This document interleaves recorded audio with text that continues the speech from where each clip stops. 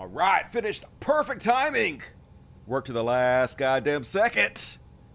For you. Let's fucking do it.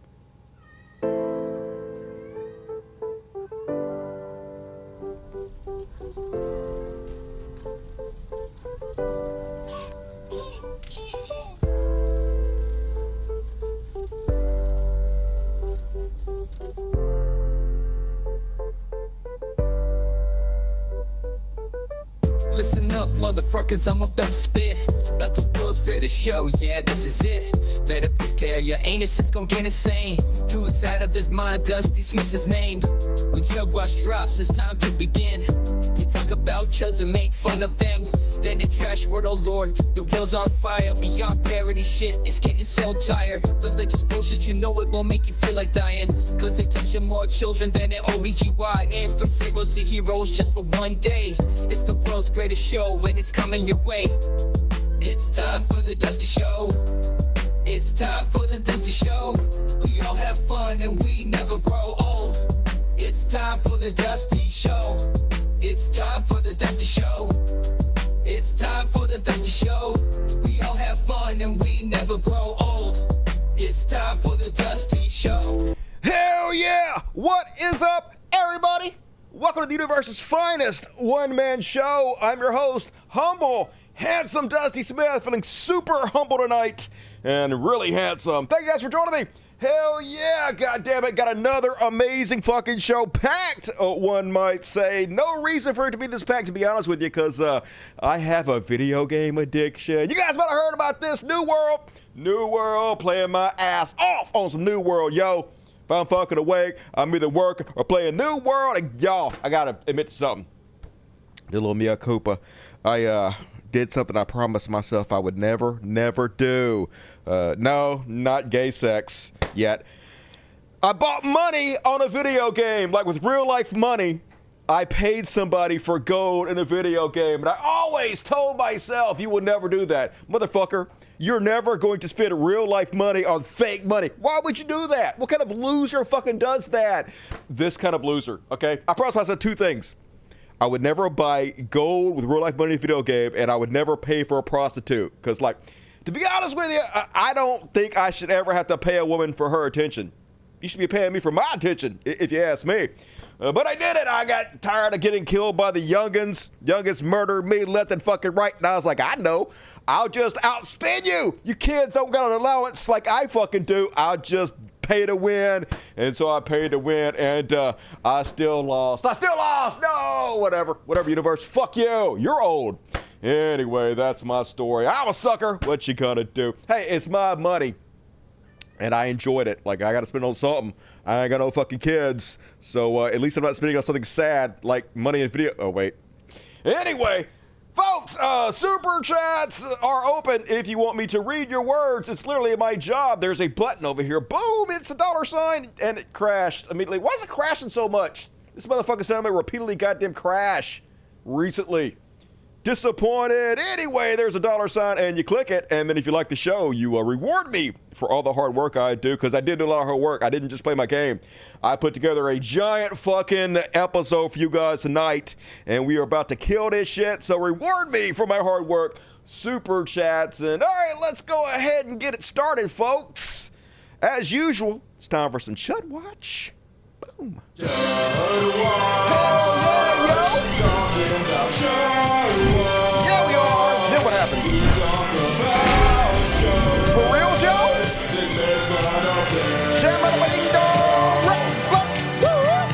Hell yeah. First up on the next Chud Watch. No, wrong button. Hell yeah, we did it.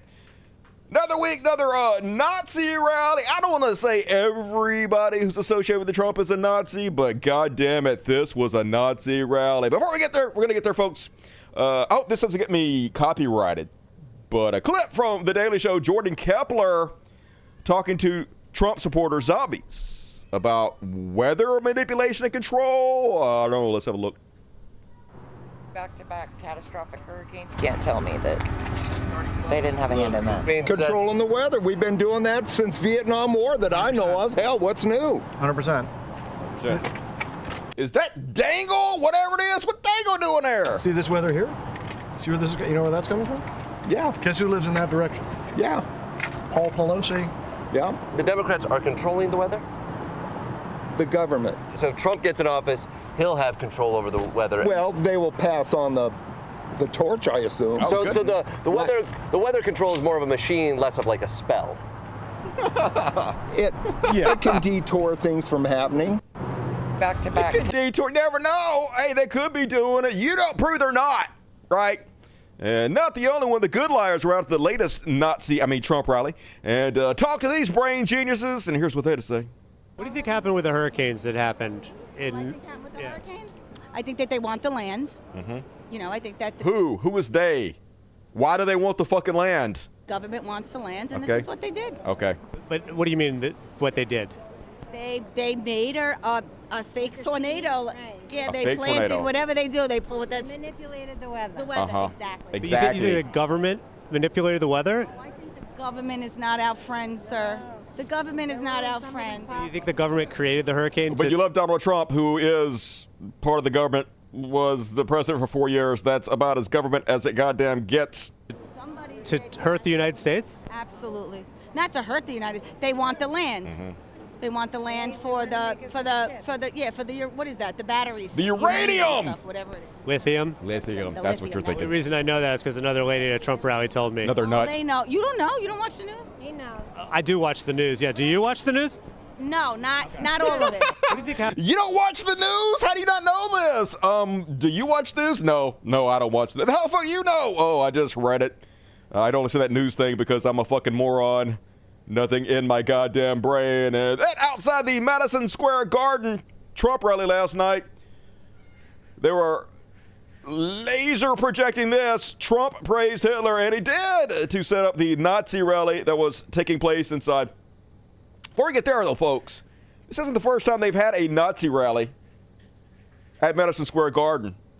1939, remember this? Isidore Greenbaum, a 26-year-old Jewish plumber from Brooklyn, charged the stage to disrupt a Nazi rally in Madison Square Garden.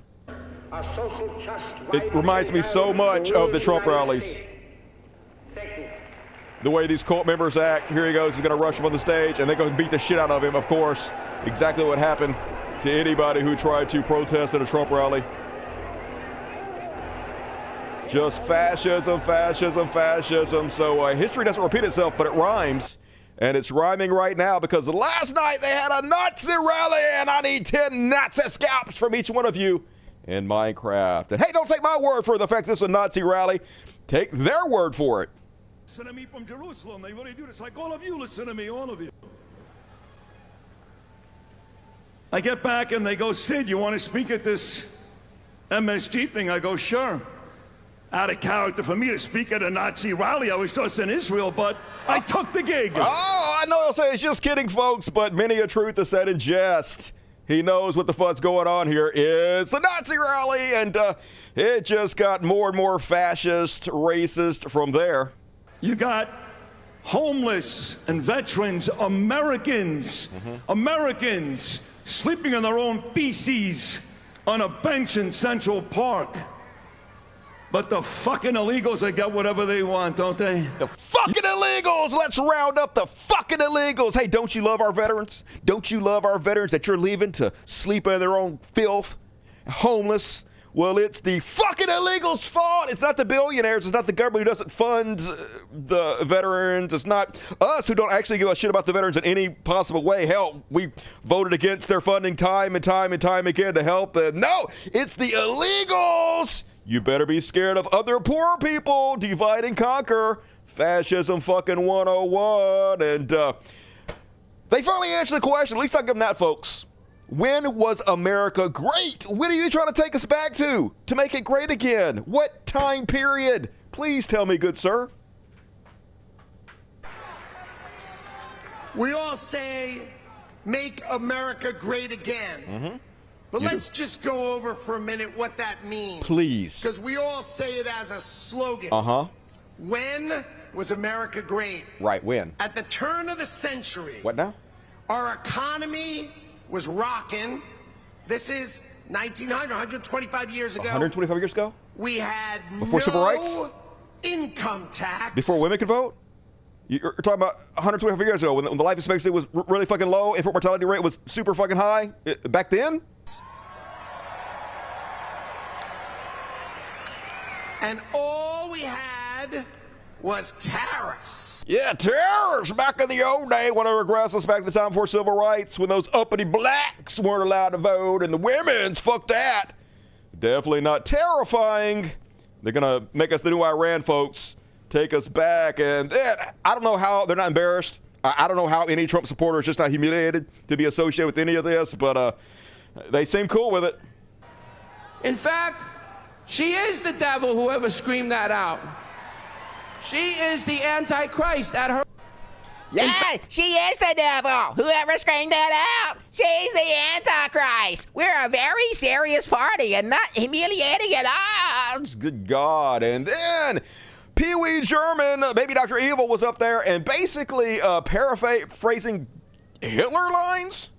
The cartels are gone. The criminal migrants are gone. The gangs are gone. America is for Americans and Americans only.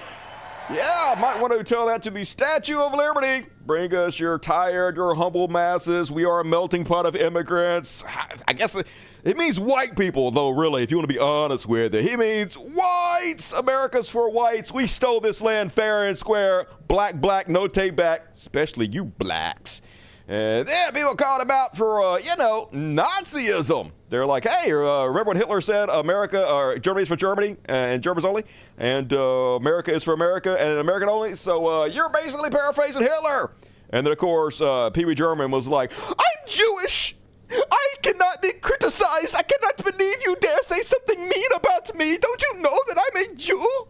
I'm a Jew. As a Jew, Judy Jew, Jew, Jew, hey Jew. Your odious slanders are a grave insult to my Jewish brothers and sisters. Yeah, I don't think your Jewish brothers and sisters want any part of you, and the ones that do suck. Who were murdered by Nazis. You are trivializing the Holocaust to rev up your followers. Your post is beyond shameful, blah, blah, blah. No, you can be caught out for your bullshit. You are a white supremacist. Creepo. Learn to love it. And then Dr. Phil was there, y'all. And he wants you to know that America was born on meritocracy, not DEI. Even though before I play you this clip, I'll have you know that Dr. Phil's great-great-grandfather was a massive slave owner. Yeah, the country was built on slaves and white people who took advantage of them. By the way, we didn't choose the name for that by random. Merit Street Media. This country was built on hard work, added value, and talent, not on equal outcome, not on DEI. This country was built on hard work. They're so worried about DEI, but they're not worried about nepotism. The fact that the white supremacist power structure ensures that white people usually get positions. The whole affirmative action was to counteract that because of the bias in the whole fucking system. The whole system is biased from the goddamn ground fucking up. And it was an attempt to address that system, but no. Usually what happens is because of white supremacy, there is a history of wealth. White people have 10, 12 more times more inherited wealth than black folks, and that money gets passed out from generation to generation to generation, allows them to start businesses and hire their own fucking families. It's white supremacy and nepotism. That's not meritocracy. You're not fucking meritocracy, Dr. Phil. You're a dumbass who Oprah discovered. You're not even a real doctor. And my God, if Donald Trump doesn't prove that meritocracy is a lie, nothing will, you fucking idiot. Anyway, a whole thread about what a giant piece of garbage Dr. Phil is. I'm not going to read a whole bunch of it, but basically, he's not a good man. He hasn't had a license to practice medicine in 2 decades, investigated by medical boards. He's been scamming people for years and years and years, scam nutrients, all kinds of shit. Just a shameless bottom feeder conman, as you would imagine. And I can't talk about Dr. Phil without bringing up my favorite Dr. Phil moment of all time. This is a classic. At least once a month, I randomly remember that Dr. Phil once invited the creator of Bum Fights video series on his show to confront him about exploiting vulnerable people for financial gain, only for him to show up dressed up as Dr. Phil and point out he does the exact same thing. It's the Spider-Mans pointing at each other. You better shut the fuck up, Dr. Phil. Know your role and shut your mouth, jabroni. That's not you. That's you. Hell yeah, you was doing that, Dr. Phil. Don't fucking lie. And then just anti-Palestinian racism, folks. Just Zionism. This is why they're calling it a fucking Nazi rally. The new Nazis, the Zionists. Here is Rudy Giuliani basically justifying the murder of children in Palestine. Awful. September 11 was our darkest hour. October. Now, slavery was way worse than September 11th, to be honest with you. 7 was Israel's darkest hour. No, what they're doing right now is their darkest hour. They're destroying their own country, making them a social pariah in the entire fucking world. Everybody hates them except for you, sacks of shits, and you're not going to be around for very much longer, so not doing themselves any favor. They are our best friend. I worked for Ronald Reagan for 8 years. Ronald Reagan. So I want to ask you, how is Israel our best friend? What does Israel do for us? Name fucking one thing. All we do is for Israel. All we do is give them money. All we do is pay for their weapons, for their socialized health care, for their education. All we do is, what are they fucking doing for us? What has Israel ever done for me? Fucking name one goddamn thing except for make my life less safe. 9/11 happened because of the way we're interfering in Israel's business. It only makes more terrorists want to fucking attack us. It only costs us more money. What the fuck are they doing for us? Taking our rights away. I'm going to show you guys in the Free Palestine section, a guy got kicked out of a basketball game recently because he was wearing a hat that just said the word Palestine on it. They're taking our right away for protesting. Freedom of speech, taking all that shit away from us. What the fuck are they doing for us? They ain't doing fucking shit for me. Shut the fuck up, boomer. Go towards the light, bitch. Said, we have to be there for Israel always because they are always there for us. When? Name a time. What are you talking about? What have they been there for us for? What the fuck are they doing for us? Nothing. Hamas is not there for us. Iran is not there for us. They want to kill us.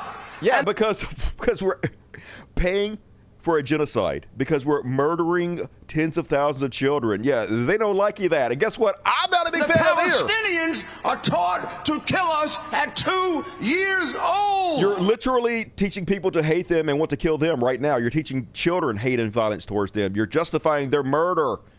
This is the children of light in Israel constantly are taught to hate the Palestinian people. You fucking hypocrite. They won't let a Palestinian in Jordan. They won't let a Palestinian in Egypt. And Harris. That's bullshit. The reason they're not taking in Palestinians in other countries is because they know that if they do that, they'll give you an excuse to steal their fucking land. And they're like, no, that's their land. We're not going to take them in because you're not going to fucking steal their land off under them. That's the reason they're doing that. He's trying to make them look like they're disgusting people. He's trying to make them look like the entire world hates the fucking Palestinians to justify their eradication and extermination, folks. Pure fucking evil. Wants to bring them to you. Good, please. I want more Palestinians around here. They seem, decent. I'm sure they will assimilate fine in America. I don't mind having Jews over here. I would rather disband Israel and have all of the Jewish people come over here. That'd be fine, and give Israel to the Palestinian people. But if that can't happen, if we had to take a lot of people in from Palestine, that sounds perfectly fine for me. There's plenty of goddamn room here. They are not villains. They are not to be hated and despised. You are, motherfucker. Boo, look at them. They may have good people. I'm sorry I don't take a risk with people that are taught to kill Americans at 2. What about the USS Liberty? What about Israel doing a terrorist attack on our ships and shit? What about that? On the side of Israel. Yeah, fuck Israel and fuck you, Rudy Giuliani. This is why they call it a Nazi rally, folks. This is just straight up hatred, fascism. And, well, before I show you that, I'll show you this one. Cringe alert for those who said I'm going to cringe news entries. Elon Musk was there, of course, the Nazi rally. He is the new leader of the fucking Nazi party, and god damn it. It's like he is trying everything he can do to be as embarrassing as possible for some reason.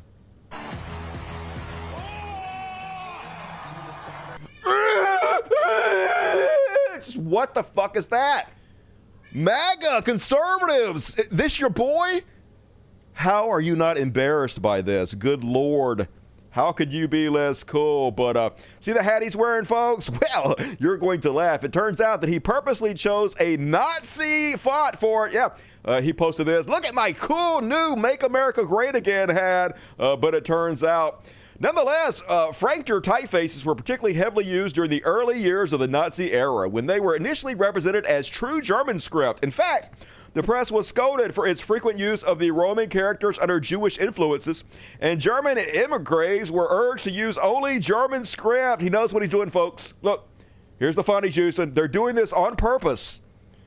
Now, why is he doing this on purpose? Well, the reason is because when you're a narcissist and you're the richest man in the world, you think you can get away with fucking anything. So you just try to see what you can get away with. You try to push the envelope further and further and further because that's what you get off on. And he's like, hey, what if I purposely use this Nazi font? Everybody's calling us Nazis anyway. Everybody's calling MAGA movement Nazis. I'll just lean right the fuck into it and then play ignorance when somebody calls me out for it. And that'd be so funny. That's exactly what he's doing. Fucking loser. Mental child. And anyway, folks, he's not just dork MAGA. He's gothic dork MAGA. I'm not just MAGA. I'm dark, gothic MAGA. So cool! Oh my God! How could you have possibly made MAGA cooler? Somehow you figured out that Elon Musk, the coolest among us. God damn. And yeah, this guy, remember? I'm dark, gothic MAGA. Look at this specimen. This prime example of top genetics. Oh my God, yeah, that's what money will do to you. Fucking buy hair. What kind of loser would buy fucking hair, okay? Shut up. And gave a rambling, nonsensical speech. Dude could barely form a goddamn sentence. Tell me again how this motherfucker's a genius. I mean, at the end of the day, you're being taxed. You're being taxed. All government Yeah, we are. You're not really paying your taxes very much, but go ahead. spending is taxation. So whether it's direct taxation or all government spending, it either becomes inflation or it's direct taxation. Okay, well, Trump added 40% to the monetary supply in 22 months. Never been done in the history of the goddamn country to add that much. Now, I'm no economist, but what usually happens when a nation inflates their monetary supply by a giant amount, Elon Musk? Is it inflation? Zimbabwe teaches us that. Plus, you don't give a shit about the deficit? He increased the deficit by $8 trillion more than any president ever fucking have. What the fuck are you talking about, Willis? Your money is being wasted, and On the military? Department of Government Efficiency is going to fix that. So here's the crazy part. Elon Musk is the biggest welfare queen the country has ever known. He's taken more government subsidies than anybody ever fucking has. He's still taking government subsidies. We can't buy cheap cars from China because of the high tariffs they're putting on us to make sure we have to buy his shitty electric goddamn cars, while they continuously fucking subsidize his vehicles. He's got this fucking sweetheart deal with the government that they continue to hand billions upon billions of dollars to him. He literally built Tesla on the backs of the taxpayer. We should own that fucking company. We should be the richest people in the world, not this motherfucker. Look at the goddamn hypocrisy of this sack of shit. Yay, bullshit. We're going to get the government off your back and out So are we going to get off your back? Are we going to stop subsidizing you, Elon Musk? of your pocketbook. Are we going to stop taking money from our pocketbook and give it to you, Elon Musk? Of course not. And America's just not just going to be great. America is going to reach heights that it has never seen before. The future is going to be amazing. God, it's so embarrassing. He wants to be Trump so bad. He sees that Trump just gets up there and spews nonsense at the top of his fucking head and people worship him. Elon's like, oh my God. He wants adoration so much. He's so desperately to be liked and wanted that he will get it any way he can, even if he has to kowtow to the dregs of fucking humanity to get it.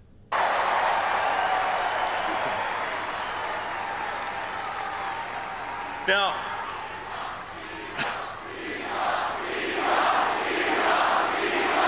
and that's what it's all about, folks. That is a loud chant.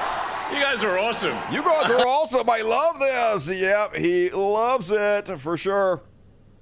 That's what he wants, folks. And I'm surprised Donald Trump is not more jealous. He usually is real jealous. Somebody else get the attention from him. And then he's so weird. So everybody in America, every real American knows the USA chant. USA, USA, USA. We all know that, right? Here's how a South African does it.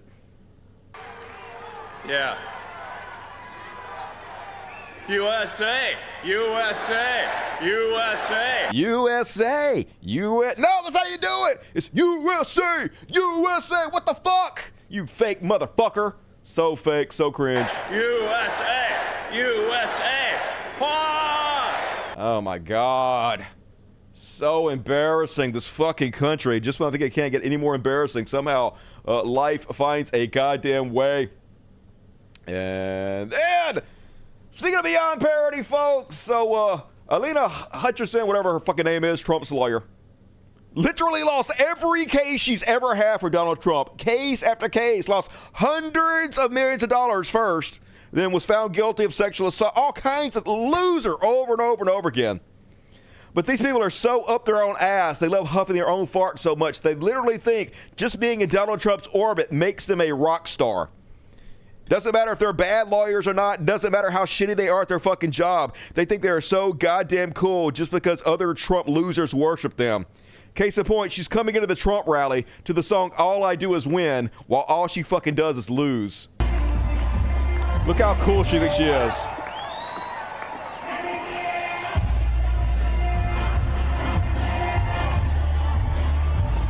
She really thinks she's a fucking pimp, and Little John hates you guys, by the way. He probably doesn't like you using his music, but just so embarrassing. All you do is lose no matter what. But you do got a really cute butt, and that's why Donald Trump hired you to be his lawyer. You're a loser. And then, speaking of losers, folks, oh my God, give it up, Grandpa. Here's Hulk Hogan was out there embarrassing himself. So I guess he's too old now, and he can't manage to tear his shirt anymore. Oh my God. Oh, what the fuck? Oh God, how embarrassing. Poor old boomer. Go towards the light. What in the absolute fuck? And I think it goes without saying, you didn't nail that. You didn't nail it. Your time has passed, Hulk Hogan. Once again, go towards the light, you fucking embarrassment. And then Donald Trump apparently has a special secret plan to overthrow the government that he's not going to tell us because he'd have to kill us, but he's hinting at it. And I think with our little secret, we're going to do really well. And I think with our little secret, we're going to do really well with the House, right? Our little secret is having a big impact. He and I have a secret. We'll tell you what it is when the race is over. He's talking about Speaker Johnson, the Speaker of the House of Congress, Mike Johnson, right? And we have a little secret between us, and I think we're doing very well because of this secret. I guess he's not going to certify the election. Kamala Harris will usually do it, but since she's running, I guess it's going to be the Speaker of the House who's going to certify it. I guess he's not going to do it, folks. They're going to try to throw the election again. Crazy times we're living in, and I almost feel bad for Donald Trump. I mean, I don't because he's a giant sack of shit, but it's so clear that he has a business arrangement with his wife, and she can't fucking stand him.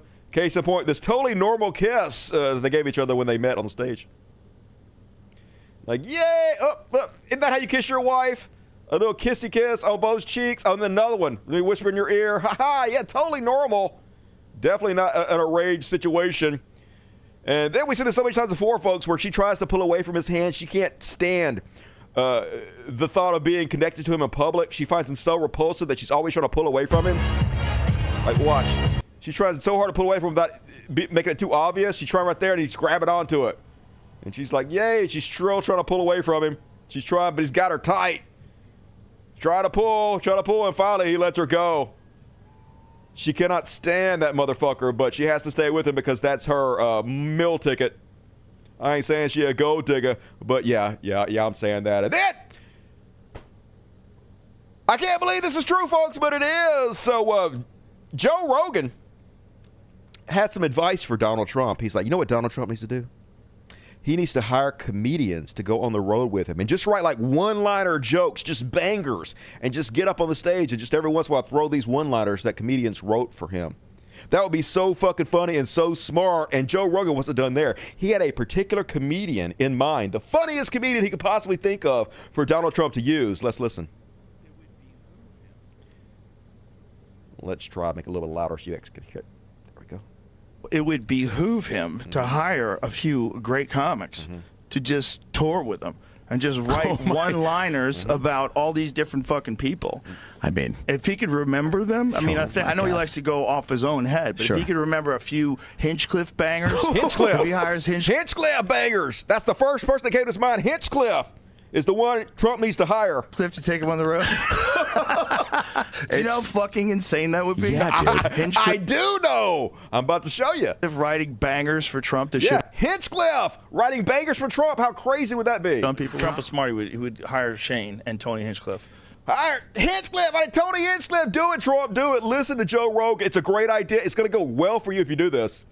Nothing bad is going to happen if you hire this guy, Tony Hinchcliffe. And just an idea before I show you, he actually spoke at Trump's rally, before I show you that.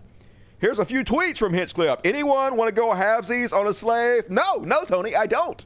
That's not funny. That's hacky, old, ridiculous, stupid. Here he is, I guess, at some kind of comedy club doing his thing, making fun of this Asian guy who introduced him. Give it up for the one and only Tony Hinchcliffe.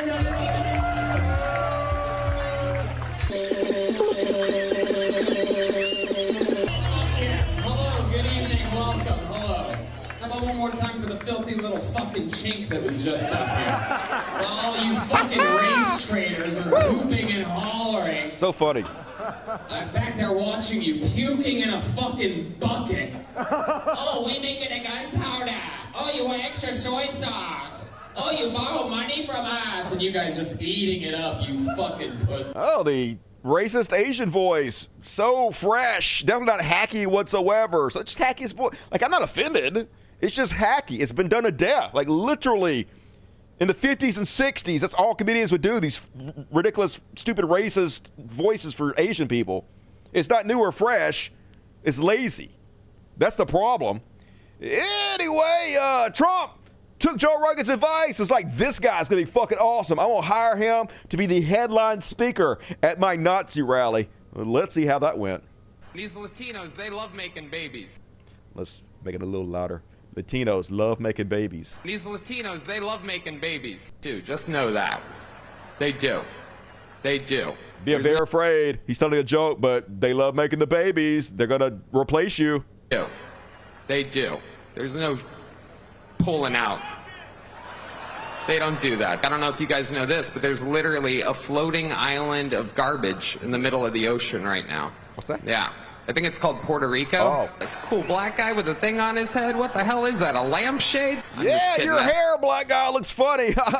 Your hair looks like a lampshade, black dude. What the hell is that? A lampshade? I'm just kidding. That's one of my buddies. He had a Halloween party last night. We had fun. We carved watermelons together. It was awesome. Watermelon joke to black folks. I love it. So fresh, so pure. Banger after banger. Joe Rogan was right about this guy. Man, his comedy is so fresh and new. Black people watermelon joke. Never heard that. What even is this black people watermelon thing? I've never heard it before. Blowing my mind. And anyway, then CNN played the clip of the rest of these Nazis. She is some sick Hillary Clinton, huh? What a sick son of a. The whole party, a bunch of degenerates. She is the devil, whoever screamed that out. She is the Antichrist. It's going to be pretty hard to look at us and say, you know what? Kamala Harris, she got 85 million votes because she's just so impressive. As the first Samoan, Malaysian, low IQ. Yeah, she's a foreigner, low IQ, y'all. Brownies. Former California prosecutor ever to be elected president. So racist as fuck. After those disgusting warm-up acts, Trump then ratcheted up his incendiary, vengeful rhetoric. I will launch the largest deportation program in American history to get the criminals out. You gonna get yourself out? I will rescue every city and town that has been invaded and conquered. When I Holy say shit. the enemy from within, the other side goes crazy, becomes the sound of, oh, how can he say? No, they've done very bad things to this country. They are indeed the enemy from within. But this is who we're fighting. They're the enemy of the people, the press. It's racist as shit. Got to round up all the brown people, even the ones who are here legally, and send them away, folks. This is fascism goddamn 101. So let's see how that went for him. Oh, it went bad. It went real fucking bad. So immediately after this shit show was over, Bad Bunny, who is a very famous singer, one of the most famous singers in the world. I don't like his music, but I like him now. Apparently he's from Puerto Rico, and he don't like the shit talk about Puerto Rico. So he immediately came out and supported Kamala Harris with this 4 40 million followers on Instagram, folks. And yes, this stuff does matter. When these elections are won by 20 to 40,000 votes spread across a few different states, this really can move the fucking needle. So he immediately went public and posted Kamala Harris on the very same day they were attacking Puerto Rico in this Nazi fascist rally. Kamala Harris released her plan for Puerto Rico, which was then swiftly retweeted by people like Bad Bunny. You know, there's a lot going on. Like, I don't know if you guys know this, but there's literally a floating island of garbage in the middle of the ocean right now. Yeah. I think it's called Puerto Rico. Puerto Rico is home to some of the most talented, innovative, and ambitious people in our nation. And Puerto Ricans deserve a president who sees and invests in that strength. I will never forget what Donald Trump did and what he did not do when Puerto Rico needed a caring and a competent leader. He abandoned the island, tried to block aid after back-to-back devastating hurricanes, and offered nothing more than paper towels and insults. And now Donald Trump promises to be even more extreme, talking about using the military against his political enemies and being a dictator on day one. Puerto Ricans deserve better. As president, I will always fight for you and your families, and together we can turn the page and chart a new and a joyful way forward. Man, just a stark contrast. Holy fucking God. And it wasn't just Bad Bunny, folks. Well, first off, pop bass. Bad Bunny has endorsed Kamala Harris. He's not even an American. Spoiler alert, Puerto Ricans are American citizens. Puerto Rico's part of America, you fucking moron. But Ricky Martin also, who has tons of followers, he's actually great on that show. What is that show? It's on HBO. It's about the woman who she wants to be a socialite, so she kind of fakes being a social. Anyway, he's on that show. He's great. Retweeted, "This is what they think of us, Puerto Rico," to his millions and millions of followers. And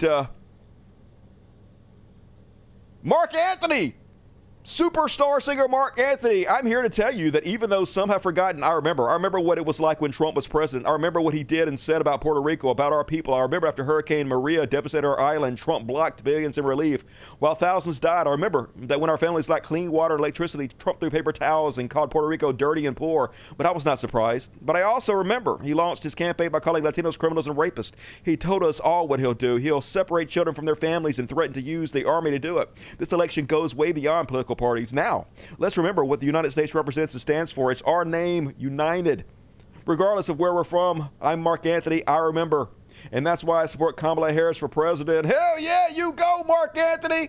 That's the way to do it. And Bad Bunny, J-Lo, Ricky Martin all have over 315 million followers on Instagram alone, folks. So yes, this could actually move the needle. And if Tony Hinchcliffe is responsible for Trump losing the presidency, that's going to be so goddamn funny. If Joe Rogan gave Donald Trump such bad advice it cost him the goddamn election, that's 3 chef kiss delicious. And also, Despacito singer Luis Fonsi, 16 million Instagram followers, joins a chorus of Puerto Rico superstars who are supporting Kamala Harris. All coming out, folks. Apparently, there's also a bunch of them in Florida, which is a must-win battleground state for Trump now. So, man, also Ariana Grande came out in support. 376 million followers on Instagram, even more than Taylor Swift. Ariana just posted saying that she'll vote for VP Kamala Harris. So combined with Bad Bunny, J-Lo, Ricky Martin, all of them. Like a billion fucking new people that might be at least more open to voting for Kamala. They might go do it just because we worship celebrities in this society. And yeah, I agree with Brian Tyler Cohen. So Trump decided to hold a rally in New York, a state he'll never win. And because of that rally and the vile rhetoric that emerged from it, he secured endorsements for Kamala from Bad Bunny, J-Lo, Ricky Martin, and Luis Fonsi, and Mark Anthony to their hundreds of millions of followers. Good work, Donald. Yeah, a brilliant gambit, sir. Just so feckless. And not everybody was real happy about it. Florida politicians seem to be panicking, folks, because they need a big turnout to win from Trump supporters. And if Trump disenfranchises Puerto Ricans, Latinos in Florida, it could make their races much more difficult Florida Republicans panic after racist Trump rally. Show you a couple of their tweets. Rick Scott, he all nervous. This joke bombed for a reason. It's not funny and it's not true. Puerto Ricans are amazing people and amazing Americans. I've been to this island many times. It's a beautiful place. Everyone should visit. I will always do whatever I can to help any Puerto Rican in Florida or on the island. Uh-oh, somebody seems worried as fuck. And Maria Elvira Salazar, disgusting by Tony Hinchcliffe's racist comments, calling Puerto Rico a floating island of garbage. This rhetoric does not reflect GOP values. It actually does. This is who you are. This is what you're all about. Learn to love it. Puerto Rico sent 48,000 soldiers to Vietnam. Well, not everybody's perfect. With over 345 Purple Hearts awarded, this bravery deserves respect. Educate yourself. Yeah, MAGA doesn't do that. Might want to pick a better party. And now they're trying to disavow it, though, folks. They're trying to play it both ways, actually. This is typical MAGA movement. They're both are saying that they disavow the horrible jokes, and at the same time, it's just a joke, and it's super funny, and anybody offended by it, it's your problem, not theirs. Here's a Trump spokesperson, Kate Sullivan. The Trump campaign now says they, Well, first off, Matt Walsh doubles down on the fact that it was a masterful gambit. Matt Walsh says, I hope everyone appreciates the masterful strategy here. Trump is goading the Dems into spending their final week crying about jokes. They're absolutely taking the bait. They can't help themselves. Yeah, once again, masterful gambit, sir. So genius. Getting 1 billion new people to vote for Kamala Harris. Super smart. But Kate Sullivan sets the record straight. She's a Trump spokesperson that says the Trump campaign now says the comment by comedian Tony Hinchcliffe about Puerto Rico being a floating island of garbage doesn't reflect Trump's views. It does. This joke does not reflect the views of President Trump or the campaign. Trump's senior advisor Daniel Alvarez says, I guess Kate Sullivan is not the Alvarez, the Daniel Alvarez. Anyway, masterful strategy. But at first, Purge Mass Laura Loomer was all like, this Trump rally at Madison Square Garden is going to unify America. Something very special is happening here today. I love MAGA. Yeah, isn't this so unifying? Isn't it calling Puerto Ricans garbage and scaring people of the great replacement and calling Kamala the Antichrist and saying you're going to round people up and send them away? Isn't that so unifying? What could be more unifying? That's what she was like at first. And then after Hinchcliffe got up there, suddenly it's a conspiracy, y'all. Doesn't anyone think it's weird how Kamala Harris rolled out her policy on Puerto Rico the same day Tony Hinchcliffe told a joke at the Trump rally? Here's the timeline of what went down today. Early this afternoon, Kamala released a video talking about Puerto Rico. 1 hour later, comedian Tony Hinchcliffe made the joke about Puerto Rico at the Trump rally. Shortly after that, Bad Bunny endorsed Kamala Harris. Did you know that Bad Bunny and Tony Hinchcliffe share the same management label? Uh-oh. Did the managers at United Talent UTA leak Tony Hinchcliffe's jokes? And if they did they do so because he's pro-Trump? Definitely, folks. It's a conspiracy. But if they did that, man, they are playing 6D chess. I thought you guys liked that. And wasn't the only one that thinks this kind of conspiracy theory. Jared Lesko says, this comedian, quote-unquote, was paid off by Kamala Harris. He's literally Joe Rogan's boy. Joe Rogan literally told Donald Trump to hire him. This ain't got nothing to do with Kamala Harris. It's because you guys are the dregs of humanity, and that's people you fucking attract. Learn to love it. Was paid off by Kamala Harris to do this at the rally and does not reflect the views of Trump. It does. Or the Republican Party. It does. Just the dirty Democrats trying to take Trump down 8 days before the election. He's doing a great job of that on his own. Trump is extremely busy and does several rallies a day in different states and does not have the chance to thoroughly investigate each person being put on the stage. Well, you should listen to Joe Rogan then, I guess. You're bad, dipshit. Pretty obvious it was a hit job from the real racist Kamala and the party of the KKK Democrats. Super true. Donald Trump got outplayed again. What a fucking loser. And once again, like I said, they're trying to talk out of both sides of their mouth while the Trump administration is using their surrogates to say they do not support this joke and it does not reflect their views. His own son is out there saying it does. Donald Trump Jr. reposted Tony Hinchcliffe. These people have no sense of humor. Wow, that a vice presidential candidate would take time out of his busy schedule to analyze a joke. Taken out of context. No one's taken it out of context. We know exactly what you're saying. We played what you said. But Donald Trump Jr. seems to be on board with the racism.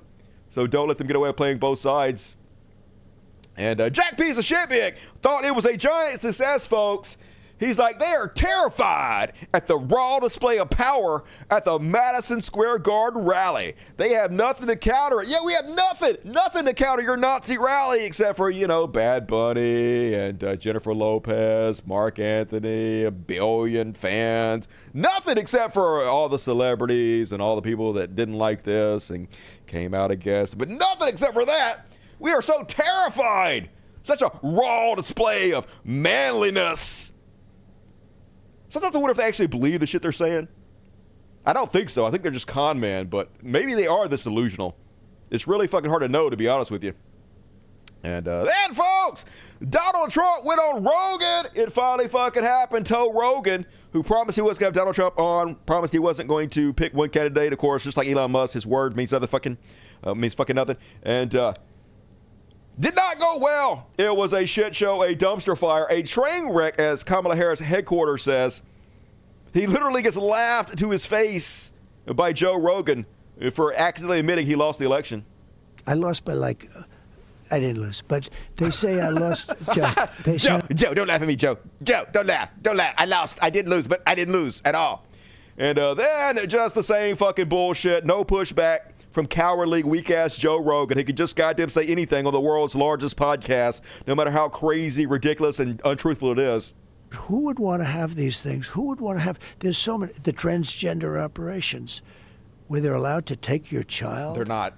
When he goes to school and turn him into a male, to a female, without parental consent. That literally has never happened. That has never happened a single fucking time. What are you talking about? No one has given your kids surgery at fucking school against parents' permissions. But it doesn't matter, folks. He can say anything, and the idiots that follow him will believe this. They'll believe literally any words out of his mouth because there's nothing in their goddamn brains. And he could be a mob boss. He's spent his whole life trying to act like a mob boss, did this fake Joe Pesci tough guy act, and here he is admitting he wants to run the country like a mob. Sophisticated, but no different. Taiwan, they stole our chip business. Okay? They want us to protect, and they want protection. They don't pay us money for the protection, The mob makes you pay money, right? But with these countries that we protect. Yeah, we're not the mob, dipshit. The mob makes you pay money for protection against the mob. Okay? That's what they do. Hey, this is a nice store you have here. I'd hate for somebody to burn it to the ground. You better pay us to make sure it doesn't happen. That's what Donald Trump wants to do. Hey, France, nice country you got there. Be ashamed if somebody nuked it. Better pay me some money. No. Fuck no to this fascist, ridiculous bullshit. What's wrong with y'all? And then... did you guys know that Trump is a super amazing athlete that can literally run on a treadmill for as long as he possibly wants to and never get tired? Of course he is! Look at him! Peak physical health, y'all! If you don't believe me, just listen to him. Play golf a lot, and that is exercise. Golf is not exercise. You swing a club, and then you get in a golf cart, and you drive the next hole, and then you swing a club again. That's not fucking exercise. Look at Trump. You can obviously tell he goes all the fucking time. That is not something that gives you a lot of goddamn exercise. Quit gaslighting me, Joe Rogan. For me, it's good. Fresh air. It really is. It's fresh air. You're outside. Even mentally, you're focused on that 3-footer, and for a couple of hours, you're not. And I go quick. I play fast, real fast, and I'm in, I'm out. But it gives me. I was never one that could run on a treadmill. And I can do it. When passing a physical, they asked me to run on a treadmill, and then they make it steeper and steeper and steeper. And the doctor said it was at Walter Reed. They said, it's unbelievable. I could have I'm telling you, I felt I could have gone all day. That's right. It's unbelievable. Oh, my God.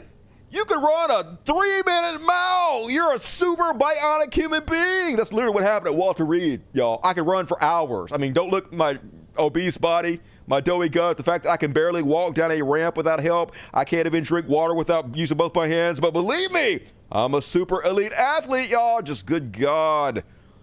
Will the buffooning of America ever goddamn end? And Donald Trump thinks there's life on Mars for fucking some reason. Just what a complete moron. I get that question as much as almost any question. Do you think that we have aliens coming, flying around or whatever? What do you think? There's no reason not to. I mean, there's no reason not to think that Mars and all these planets don't have life, Yes, there is. We've been to Mars. There's no fucking life on Mars. What are you talking about? I guess That's why he wants Elon to go to Mars so bad, so we can go meet the little green aliens or some shit. Just, oh my God, how could anybody want this man to be president? One of the dumbest people I've ever fucking seen, literally. Just crazy time. And the only time Joe Rogan pushed back a little bit is when Donald Trump is going off about election interference, about how he actually won the election. It was stolen from him. And Joe Rogan is like, are you ever going to release all this evidence you claim that you have? And Trump's response is actually pretty hilarious. I want to talk about 2020 because you said over and over again that you were robbed in 2020. Yeah, totally. How do you think you were robbed? Everybody always cuts you off. I'm going to allow... Literally nobody ever cuts you off. You just don't answer the fucking question. They let you ramble and answer anything you want to, and when they ask you the question, you start talking about other bullshit that has nothing to do with what you're fucking asked. Why is Joe Rogan letting him play the victim or pretend like he's not allowed to speak freely anytime he wants to? Well, they not only cut you off. Well, what I'd rather do is we'll do it another time, and I would bring it. Yeah, we're going to do it another time. I could have brought it. You're the biggest podcast in the world. I knew we were going to talk about this. I could have brought all the evidence, but for some reason, my dog ate it. I left it at home. But some other time, I'm definitely going to bring it. And my health care plan. 2 weeks, Joe. 2 weeks. I'll be back in 2 weeks, Joe. Just trust me. In papers that you would not believe. You wouldn't believe it. Many different papers. I have so many. I've never presented any of this to the public. I can just put it online so everybody can see it and prove my point over and over again. And nobody could dispute that I was robbed, right? But I haven't got around to it for some reason. Just trust me, though, it's coming. That election was so crooked. It was the most crooked election. Okay, but give me some examples of how. Well, let's start on the top and the easy ones. Okay. They were supposed to get legislative approval to do the things they did, and they didn't get it. In many cases, they didn't get it. Okay, but people still voted, right?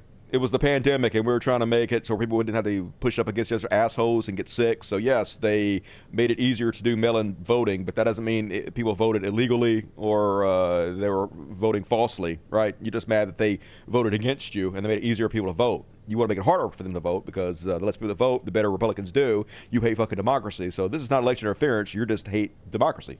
What things?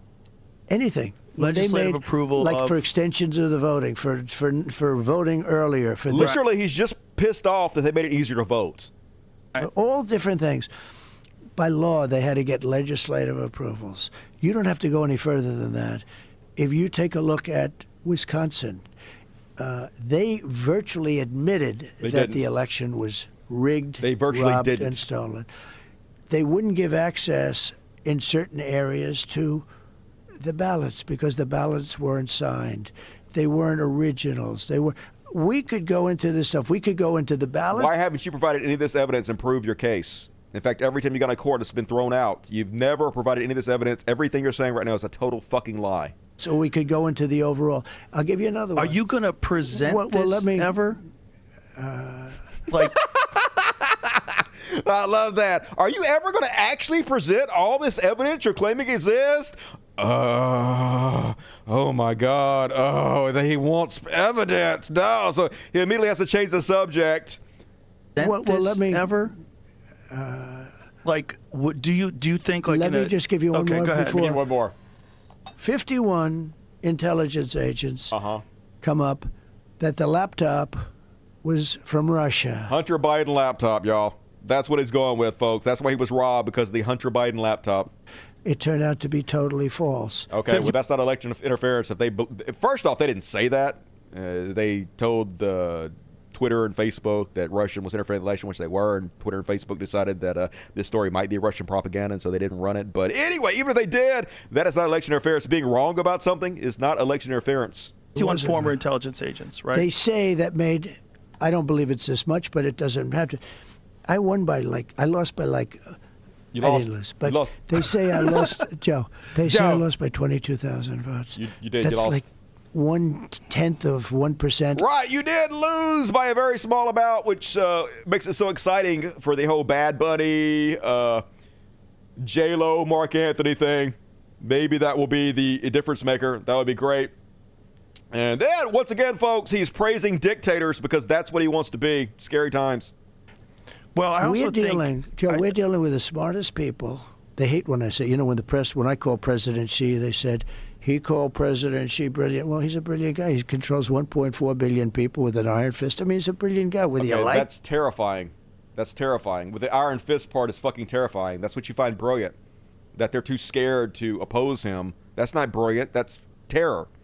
It's a terrorist, dude. Brilliant guy, whether you like it or not. And they go crazy. Right. It doesn't mean he's not evil, or it doesn't mean he's not yeah, of course not. dangerous. But actually, we have evil people in our country. Yes. If you have a smart president, he can do... Hey, don't shit on the dictator, the evil dictator who rules the iron fist. We're actually evil. Yeah, we do have evil people in our country. You motherfucker. Deal with Russia, he can deal with all of it. Russia would have never gone into Ukraine if it's the same shit over and over, the greatest hits. He just repeats himself. Geriatric goddamn grandpa. And scary to hear him praise dictators like that, folks. A lot of people are coming out against him. 40 out of 44 members of Trump's cabinet refused to endorse him. If 91% of your handpicked cabinet who saw you be president the first time says that guy shouldn't ever be president again, the rest of the country probably needs to see that for the flashing red flag it is. Yeah, but we're too far gone. This country is so a Jover Rover at this goddamn point. It's banana boats, and not everybody is off the Trump bandwagon.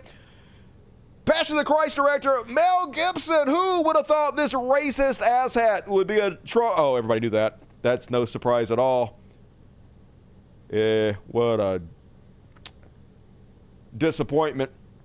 And I've been covering this in the last couple of shows, folks, but the billionaires who own all the big newspapers are rallying around Donald Trump and stopping their reporters who usually endorse the candidates they want to from endorsing Kamala Harris. This time, the LA Times owners spiked a case against the Trump series.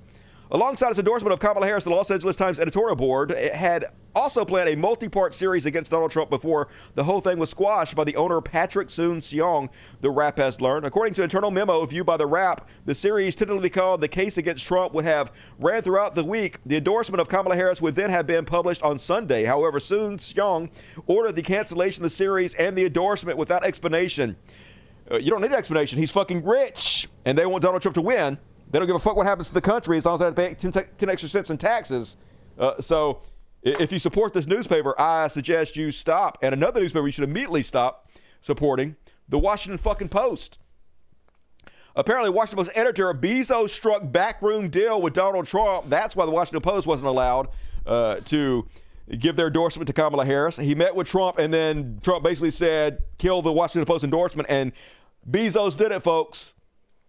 Third richest man in the world. Don't give a shit about us.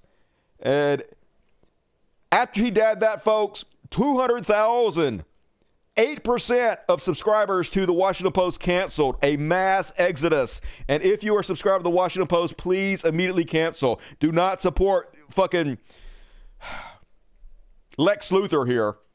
Fuck these James Bond supervillains. They're going to burn the whole goddamn world down. Don't support them. That's why they buy these newspapers to begin with. So they can have their narrative spread. They can control the message. And the best campaign ad I've seen all week, folks, by far. This is your pilot speaking. They tell me the plane is malfunctioning. I'm not surprised. They were very unfair when they gave me this plane. They're giving us bad planes, nasty planes. I think I know a lot more about flying planes even than a lot of the engineers do. I look around and see all the beautiful lights and switches. Nobody knows what they do. They said flip that one and maybe this one. I said let's flip all the switches, but nobody listens. In turbulent times, you need a good pilot. Can I get some pretzels, please? Yeah, last person we need to be in charge, folks. Man, it's so scary how close we are to the end of our country. And a lot of people willing to vote against their own best interests. These two married lesbians just voted for Donald Trump. Yeah, slugs for salt, slugs for salt. What could possibly go wrong? About to get your face eaten by leopards. And shockingly, apparently, Donald Trump's campaign chair in the state of Oklahoma has been convicted of child sex trafficking. Nobody surprised. Not a drag queen. Once again, never is. Always the best, brightest MAGA. And folks, The guy who, if Trump wins, is definitely going to be the president because Trump is 1/4 pound away from a heart attack. There's no way he's going to live fucking 4 years. Shady Vance is going to be our next president, potentially, if Trump wins next week. Anyway, he gets laughed at to his face by Jack Taper, who is pointing out 91% of the people that worked for Trump, his cabinet, are not endorsing him, say he's not fit for office. What is your excuse for this? Including the former vice president, Mike Pence, all of these people have this horribly damaged worldview, and they're all just going after Donald Trump because they want to send people into war? That's really your argument? Absolutely. It's not like these are conservative. Absolutely, that's my argument. These are not conservative Republicans. These aren't conservative Republicans who are concerned about Donald Trump. They're not. That's not right. All of these people, Jake, they came into office thinking that they could control Donald Trump. That when he said he wanted peace in the world, Mike Pence thought he could control Donald Trump. Yes, he did. And when he found out that he couldn't, they all turned on Donald Trump. That's what it is, folks. Donald Trump, who said he only picks the best and brightest, was fooled, was conned by 91% of the people that he picked. That's how bad of a judge of character he is. And it's not like he's a bad guy at all, folks. It's just that 91% of the people that he picked turned out to be giant pieces of shit who just want to send our country to war. And hero Trump, maybe he's a bad judge of character, but he didn't let him do it. Just good God. If he's that bad of a judge of character, from your own logic, we should let him anywhere fucking near the White House again. What is going on? And then it's going to be terrible if this guy becomes president, y'all. Watch how silly this bitch is. Said on Friday, Special Counsel Jack Smith should get thrown out of the country. He's threatened to arrest election officials who cheated. We know that he believes a lot of people cheated that did not cheat. Yes, if you violate the law, you should be arrested. Yes. No one disagrees with that, but he's talking about... Apparently you do, based on the way you're asking the question. Based on the fact that he's accused people that didn't break the law of breaking the law when it comes to the election. And if you want to revisit that, I'm happy to. But Liz Cheney, he said, should be put before... He got real quiet there, didn't he? He shut the fuck up, didn't he? Or a war tribunal. None of that sounds fascist to you at all? No, of course it doesn't. Of course it doesn't. Before a military tribunal? First of all, I don't buy into the premise of what you're saying, Jake, because I just on things that I know that he said, on things that I know that he said, you're imputing things, you're taking words out of context, you're taking two separate conversations and pretending that they were made at the exact same time. So I'm rejecting the premise of your question. I frankly don't believe what you're saying about Donald Trump's words. If you said on Friday, we heard them. We heard his words for ourselves. We don't have to believe you, but they just deny everything. Deny, pretend like reality is the way it is. And it seems to be working for them, I guess. And this is the real definition of patriotism, folks. Apparently, this woman went into the voting booth and she was wearing a MAGA shirt, and you can't do that because you're not allowed to advertise for candidates. You're not allowed to wear political slogans on hats and shirts. They have a law against it. So here's Mr. Law and Order celebrating this woman for breaking the law. Per Reddit. Went to early vote today. There's a no political merch sign. Women comes to vote wearing a Trump gear. They tell her she can't. She calls one poll worker a dickhead and rips her shirt off. She told another poll worker to suck her cunt. And this is why she votes Trump. Yeah, and JD's like, what a patriot. Yep, the definition of MAGA patriotism. Break the law and then scream and yell and act like an obnoxious, classless jerk to a poll worker just trying to do their job when you're told to stop breaking the law. MAGA in a nutshell. The rules don't fucking apply to us. Just the bottom of the goddamn barrel all the fucking time, and they're proud of it. They're proud to be disgusting. And if Trump wins, we're fucked, folks. On the precipice of a dark, dark time in this country. RFK going to take over the FDA. RFK to FDA officials, pack your bags because I will undo everything you've done to protect public health. So cool. I can't wait till we all die from the next pandemic. It will be well earned. And exactly right, though, folks. I agree with this hero that should have been the hero section, but instead, let's put him right here. My members are tired of people talking out of both sides of their mouth. We're ready for a party that puts in work for working people, puts in legwork for working people. And the WFP does that every single day. Every couple of years, it seems to me that we're asking black people to save this country. In the last election cycle, we asked black women in Georgia, please save us. In this election, we're saying, Dear black men in the suburban counties outside of Philly, please save us. If we're going to ask that every couple of years, it's a fair question to ask guys that look like me, start handling your boys. Start handling your boys. I look like I stormed the Capitol, but I did not. But I know a lot of guys who did, and fuck those guys.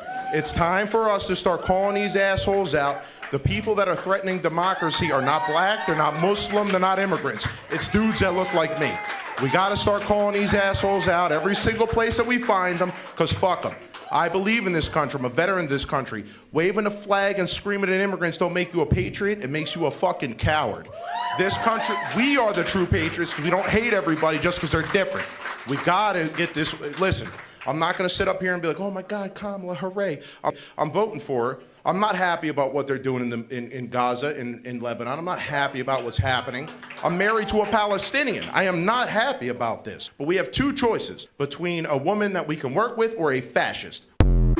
Yeah, the choice is pretty fucking clear, folks. Meanwhile, Elon Musk is threatening all the television networks. What they want to do is they want to take their broadcast licenses, which give them permission to broadcast their signal over the airways. They want to strip them all and then sell them to the highest bidder. Read Elon Musk. He wants to buy up all the airwaves so they can just pump Republican propaganda out on the airwaves like ABC, CBS. That will be replaced with, it will be state sponsored, but it'll be basically the same thing. Since he doesn't technically work for the government, it won't be considered, I guess, a government sponsor, but it'll be exactly that, folks.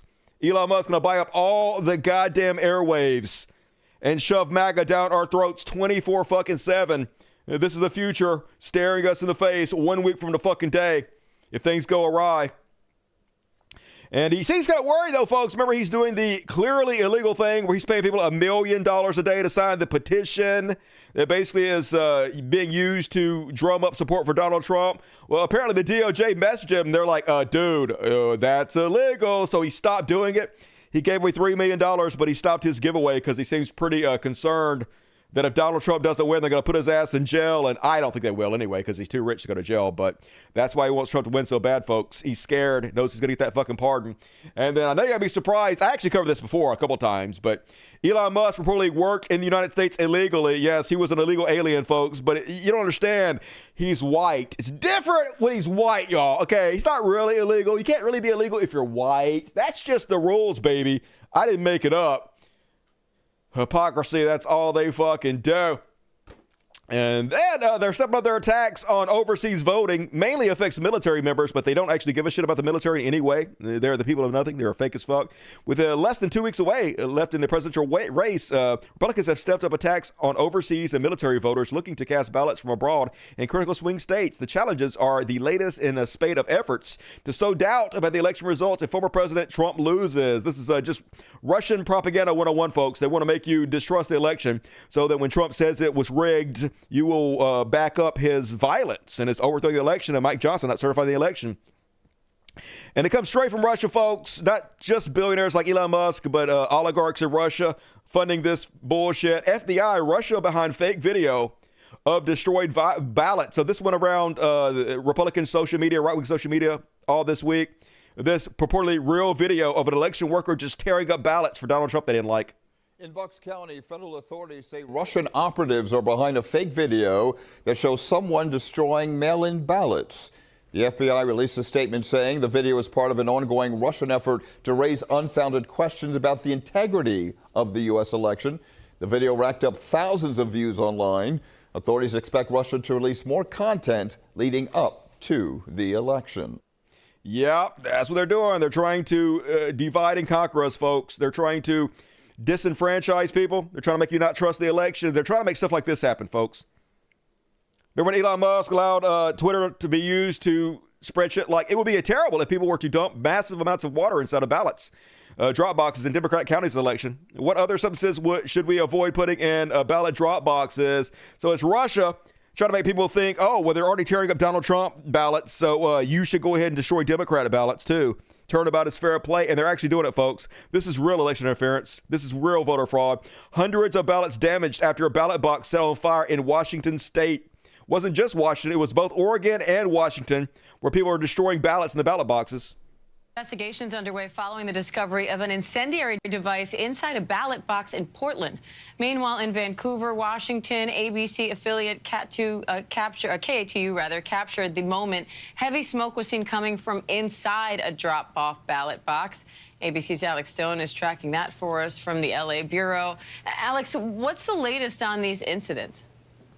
Well, we're just getting details on them right now, Diane. Two different incidents, so one at 3:30 in the morning in the Vancouver or in Portland, and then 6:30 in the morning in the Vancouver area. Those two only about a 15, 20-minute drive apart from one another.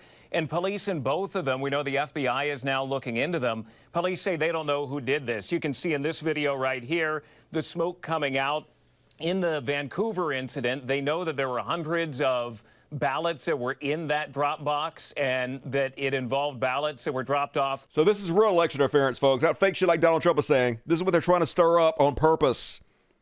Funded and guided by Russians. And did you guys hear about the California occultist fired after boasting about election fraud? What a fucking moron. We spoke with a former Reading landlord about a Reddit post claiming he voted on 4 separate ballots. Action News Now reporter Blake Mayfield is now live at the Shasta County Elections Office. So, Blake, what's the Shasta County Registrar of Voters saying about this? What's the reaction there? Alan, the Shasta County Registrar of Voters says it's been made aware of those Reddit posts, and they have now turned over the case to the district attorney's office. Under a now deleted account, Reddit user ManCow2000, who is actually 70-year-old Charles Pierce, posted MAGA. that he is a property manager and used 4 of his previous tenants' ballots to cast votes for former President Donald Trump. In the post, he also claims to have voted no on all Shasta County rent control and school bond measures. Several Reddit users determined the account belonged to Pierce. Pierce admitted to me that he did make the post and was fired from the Manzanita Manor apartments as a result. Multiple Reddit users say that you just lost your job! What a fucking idiot. And his excuse was even better, folks. Let me just play it. Pierce says he made the thoughtless and selfish statements about voter and mail fraud in the midst of a heated political discussion. But he insisted he did not engage in voter or mail fraud and used his posts as hyperbole to purposely anger his audience.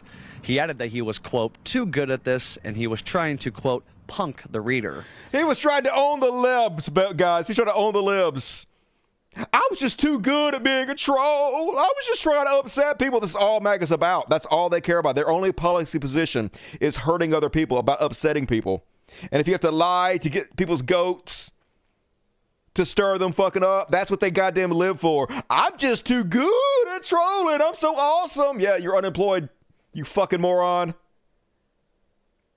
Should prosecute his ass, and this is a crime in almost every jurisdiction. So Dirty Tricks operatives James O'Keefe shipping hidden cams to poll workers this week. If you're a poll worker, election judge, or election clerk who wants to record in your polling location, I will ship you a specialized, oh my God, hidden camera early this week ahead of the election. Send us an email with your contact information, and we will determine if you're in a jurisdiction where it's legal to record and see if you qualify. Yeah, it's not. This guy going to fucking jail. Meanwhile, they're using taxpayer money to put anti-marijuana weed advertisements on the air. Florida is using millions of dollars in settlement money from opioid manufacturers and distributors on an ad campaign against marijuana. And I think I speak for everybody when I say good, bankrupt fucking Florida. This is what you Floridians deserve for voting for this guy. I hope he takes every penny you guys give him and wastes it on frivolous bullshit. Good. Fuck Florida. And this week's biggest loser goes to Bob's Burger actor Jay Johnson. This guy used to have a career. Remember, he's on the Sarah Silverman show. Had to be making good money on Bob's Burger. Imagine throwing your life away for Donald Trump. He's going to do a year in jail, y'all, because he decided to go storm the Capitol building on January 6th. Gonna do a year in fucking prison. Lost his job on a major television show and gonna spend a year in prison for Donald fucking Trump. Good lordy, y'all. Bad life decisions. Just the dumbest people.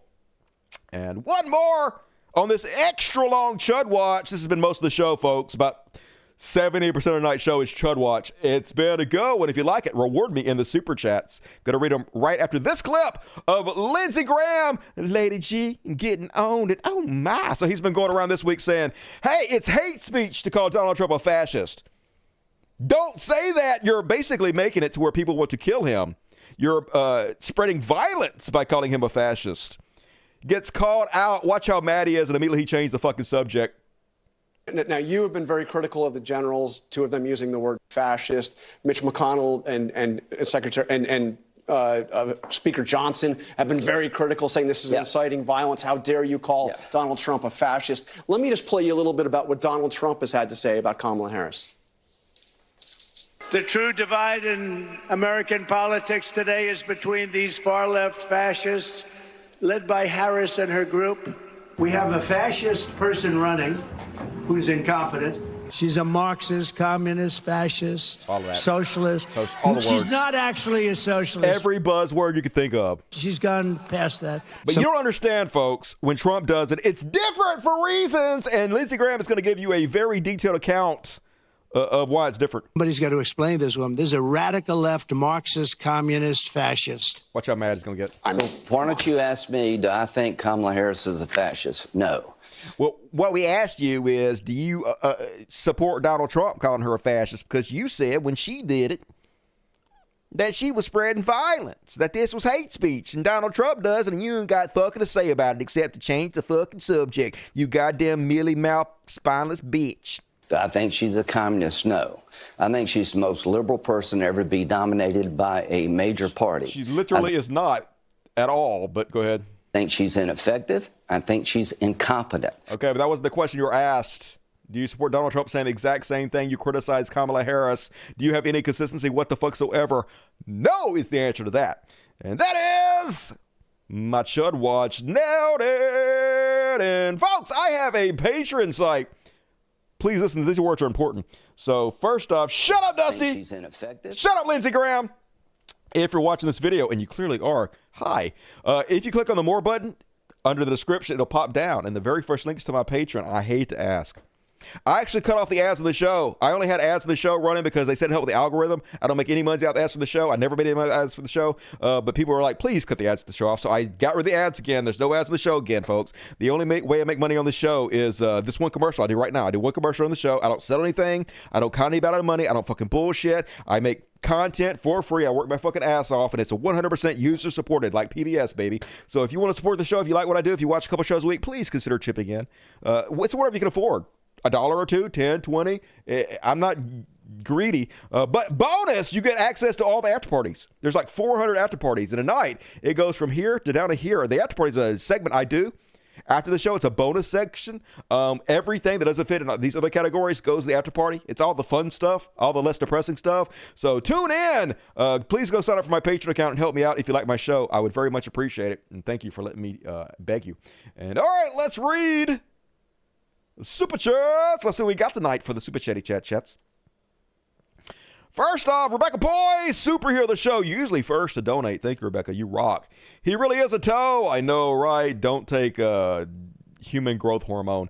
Can't get that image out of my head. Catch you in the best video on YouTube. Hey, I'll see you soon, Rebecca. Thank you, as always, for your generosity. Welcome to us, buddy. Megan Barcelona. Spam the chat with impunity.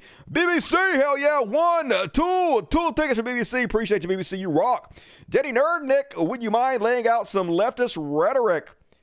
What kind of leftist rhetoric would you like me to lay out? Jason Ashby gifted 1. Hell yeah, 1 ticket. Thank you. If you got a ticket, please give these heroes your love and show up to that party. And BBC, Hell Satan. I hope you well tonight, BBC.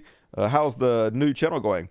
Everybody go subscribe to BBC. Jason Ashby, another ticket. Hell yeah, if you got a free ticket, show up live to the show because you get a chance to randomly win a ticket to all the after parties. So you have to be here live to get it, though. And these heroes are the ones giving it away. Juke, what up, Juke? Dusty, I early voted Kamala Harris. Hero. So if the world ends, I didn't do it. Psh, likely story. I guess I will not blame you. Juke out. Later, Juke. Thanks. Jason asked me another ticket. Fuck yeah, Jason. Welcome to us, buddies. Robert Draper. You got customized emojis. Now you better use those, motherfucker. Robert Draper, and welcome to the Cool Kids Club. Carolyn McMickle, $5. Part of my Monday Fire Dusty. Hell yeah, you one of the good ones, Carolyn McMickle. Dan of the Northeast, $10. If you ever want to know the greatness of the turn of the century 1900, read The Jungle by Upton Sinclair. You will no longer think it's so great. I didn't think it was great, but I will take your advice if I want that. Appreciate you. Grumpy Cura, $2. Howdy, Grumpy. I hope you're well tonight. Andrew F7, $1.09. Transgender equal random body parts stitched together. Just transpanic. They have nothing else. Fucking losers. 1 ticket for Papa Marks, 2 tickets for Papa Marks, 3 tickets for Papa Marks. And Cole James, woo-woo, big toot for Cole James. Say thank you, Cole James. I think it's a little light tonight, so thank you for picking up the slack. V, $5. I voted today. Hell yeah. You rock, V. Hell yeah. Jeremiah has $5. Just a little something for the kiddies. I heard you got the other stuff I sent you. I did. Fuck yeah. You reminded me. I have it right here in fucking front of me. So, superhero Jeremiah Hess sent me. I asked for it. And like God, not like God, because he actually delivered. God does not deliver because he doesn't exist. But you know who does exist? Jeremiah Hess, who sent me a card that says, hey, bud, what's up, Jeremiah? I've been watching your show for some time now. I'm old. And it was starting to burn me out hearing you have no weed. Oh, man. Oh, you're such a fucking hero. I was so goddamn bored. It makes everything so much better having a little weed. LOL, when I heard your story recently about what happened that led you to no longer buying weed, I got mugged. I was compelled to help. You are amazing. The greatest host of the greatest show on YouTube. You have great taste. Dusty Smith, hope you enjoyed. One is live resin. Love me live resin. The other is a cheaper distillate. All right, no, beggars can't be choosers. It's all weed. Hell yeah. Pretty cheap down here in Oklahoma. Lucky. Look forward to watching more of your show. Proud patron. You are the best. Jeremiah Hess. And the card says, there may be miles between us, but it just wouldn't do to let Halloween fly by without saying hi to you. And hi to you back. Appreciate you. Sorry it took me so long to read, but you rock. I got it, and it's very much appreciated. You fucking hero, Jeremiah Hess. And Jupe, hell Satan. It's not a mask, it's my skin. Please don't ask me where I've been. My heart is painted black. All right, is that a song I assume? I don't know those, but thank you for the money. $5 Sean Bliss. I stopped buying from Scamazon. F Bezos. I need to do that. I know it doesn't do much in the end. Every little bit helps. They also have been messing up my orders lately. They're pretty good about my orders, to be honest with you. Well, that's Buddy's Bob Hawk. Hell yes, man. The child of impunity. You rock. Ariella Hopper. Hopfer. Hello again, Dusty. Little donation to help you and your kitty purr. Hell yeah, they love you. These spoiled little motherfuckers. Look at this one. I'm not going to touch her because she got run away, but that's Miss Precious back there. That's one of the little kitties, but if I touch her, she's a bitch. I'm laying down, she'll let me pet her. She'll crawl all over me, but if I'm sitting up, she's skittish. And Dare Doggo, welcome to Dust Buddies. Hell yeah, that's the way to do it. You got to take it to the after party. Check the membership section of YouTube and show up tonight at the after party. And five free tickets for you guys from Ariella Hopfer. You rock. If you got one, be sure to give Ariella your love and show up at the after party. Danny Nerdnick, last but not least, before we continue the show. Sorry, the character limit got me before. Would you mind laying out a few counters to refute the major right-wing talking points? Like, which one? I thought that's my show. Isn't that what I do continuously? Isn't everything I do refutation of right-wing talking points? I'm not really sure, but give me something specific, and I'll try to sink my teeth into it. And thank you, Danny Nurwick. I appreciate you. Appreciate everybody donating tonight. You guys rock. I love you. And if you want to get your Superchats in, still plenty of time. I'm going to read all the rest of them at the end of the show so you can't immortalize yourself forever and ever and ever on the world's greatest program. So you want to do that, trust me. It'll make you feel good in your dick. But right now, moving along, it's time to all aboard the Kamala Express. And first this week, glad to see it, folks. I am no Beyonce fan on account of the fact that her music is terrible. But she is quite popular. And she is using her platform to try to get Kamala Harris elected, and I'm here for it. Here are just a little bit of her remarks. H-Town. H-Town. Woo! They seem pretty excited about it. Country. Texas women. Hell yeah. Supporting and celebrating. I guess they're in Houston, one and only Vice President Kamala Harris. She looks good. A woman who's been pushing for what this country really needs right now. Unity. Unity. We're not going back. It's impossible not to feel the energy in this room, the positivity, the community, the humanity. She's speaking well. We are at the precipice of an incredible shift, the brink of history. I never heard her speak before this. I'm not here as a celebrity. You are. I'm not here as a politician. You're here as a I'm here celebrity. as a mother. Nah. You're Beyonce. A mother who cares. So good on you, Beyonce. Thank you for using your platform to try to do a little good in the world. Meanwhile, Genius campaigning. Apparently Tim Walz and AOC were playing Madden on Twitch. That's the way to use the new technology. Get all the Utes out to vote. Way to go, Tim. I wonder who won between her and AOC. Him on AOC. I didn't watch it or anything because why the fuck would I watch somebody else play video games? I can play my own video game. And wow, folks, how dumb are you? Let's see how many of you believe this. So this is a really real thing that's happening. Apparently, undocumented workers are putting out signs supporting Kamala Harris. For real, undocumented immigrants for Harris. We are not going back. Oh my God, the horror. I can't believe. See, they're trying to replace us, y'all. They don't care about our laws or nothing, but obviously this is fucking fake. Jack piece of shit exposed this. Wow, they aren't even hiding it anymore. But yeah, it's another right-wing coordinated stage and paid op-ed. Nobody believes this. Even you guys don't fucking believe this. You're just trying to pretend like you believe it in order to have something to fucking say. But we don't believe that you believe it. I'm not going to pretend like I believe you believe it. You're full of fucking shit. You know this is fucking fake. Shame on you. Ridiculous oxygen thief. And then apparently Elon Musk put out a new ad calling Kamala Harris a cunt. Remember he stole the @America hashtag, the sign, the account from whoever had it. And now he's using it to call Kamala Harris the C word. Now, of course, he means it as communist, but it's a play on words. He's calling her a cunt. And then the cowardly sack of shit deleted it because he has no fucking backbone or spine. Every single one of them is a goddamn coward. And last but not least, to say quick, the Kamala Express. Yes, I'm supporting Kamala Harris. Yes, she's better in every possible way than Donald Trump. Yes, we should all do everything we can to get her elected, but that doesn't mean we should not push her. That does not mean we should not protest her. This is how every single genocider should be treated. Protesters all up in her ass. We are fighting for America's future, and we understand the opportunity we have before us to turn the page on the fear. Hope she's listening. Why are you booing? We are paying for the massacre of children, bodies being blown apart, rape camps where they're making the rapists famous on Israeli TV. Why are you Democrats booing? I know why.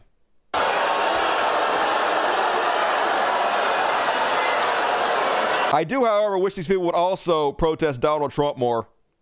Never see these people at Donald Trump rallies, and it's a fucking shame. It should be the same for both fucking sides. Just call them both out. But free Palestine, free Palestine. And that is my Kamala Express for Monday. Yeah, blue MAGA, fucking worse. That's why I would not consider myself a Democrat anymore. I'll still vote for my own best interest and against the person who's going to be the worst for the country. But I would not associate with you anymore. I would not call myself that. Fuck that.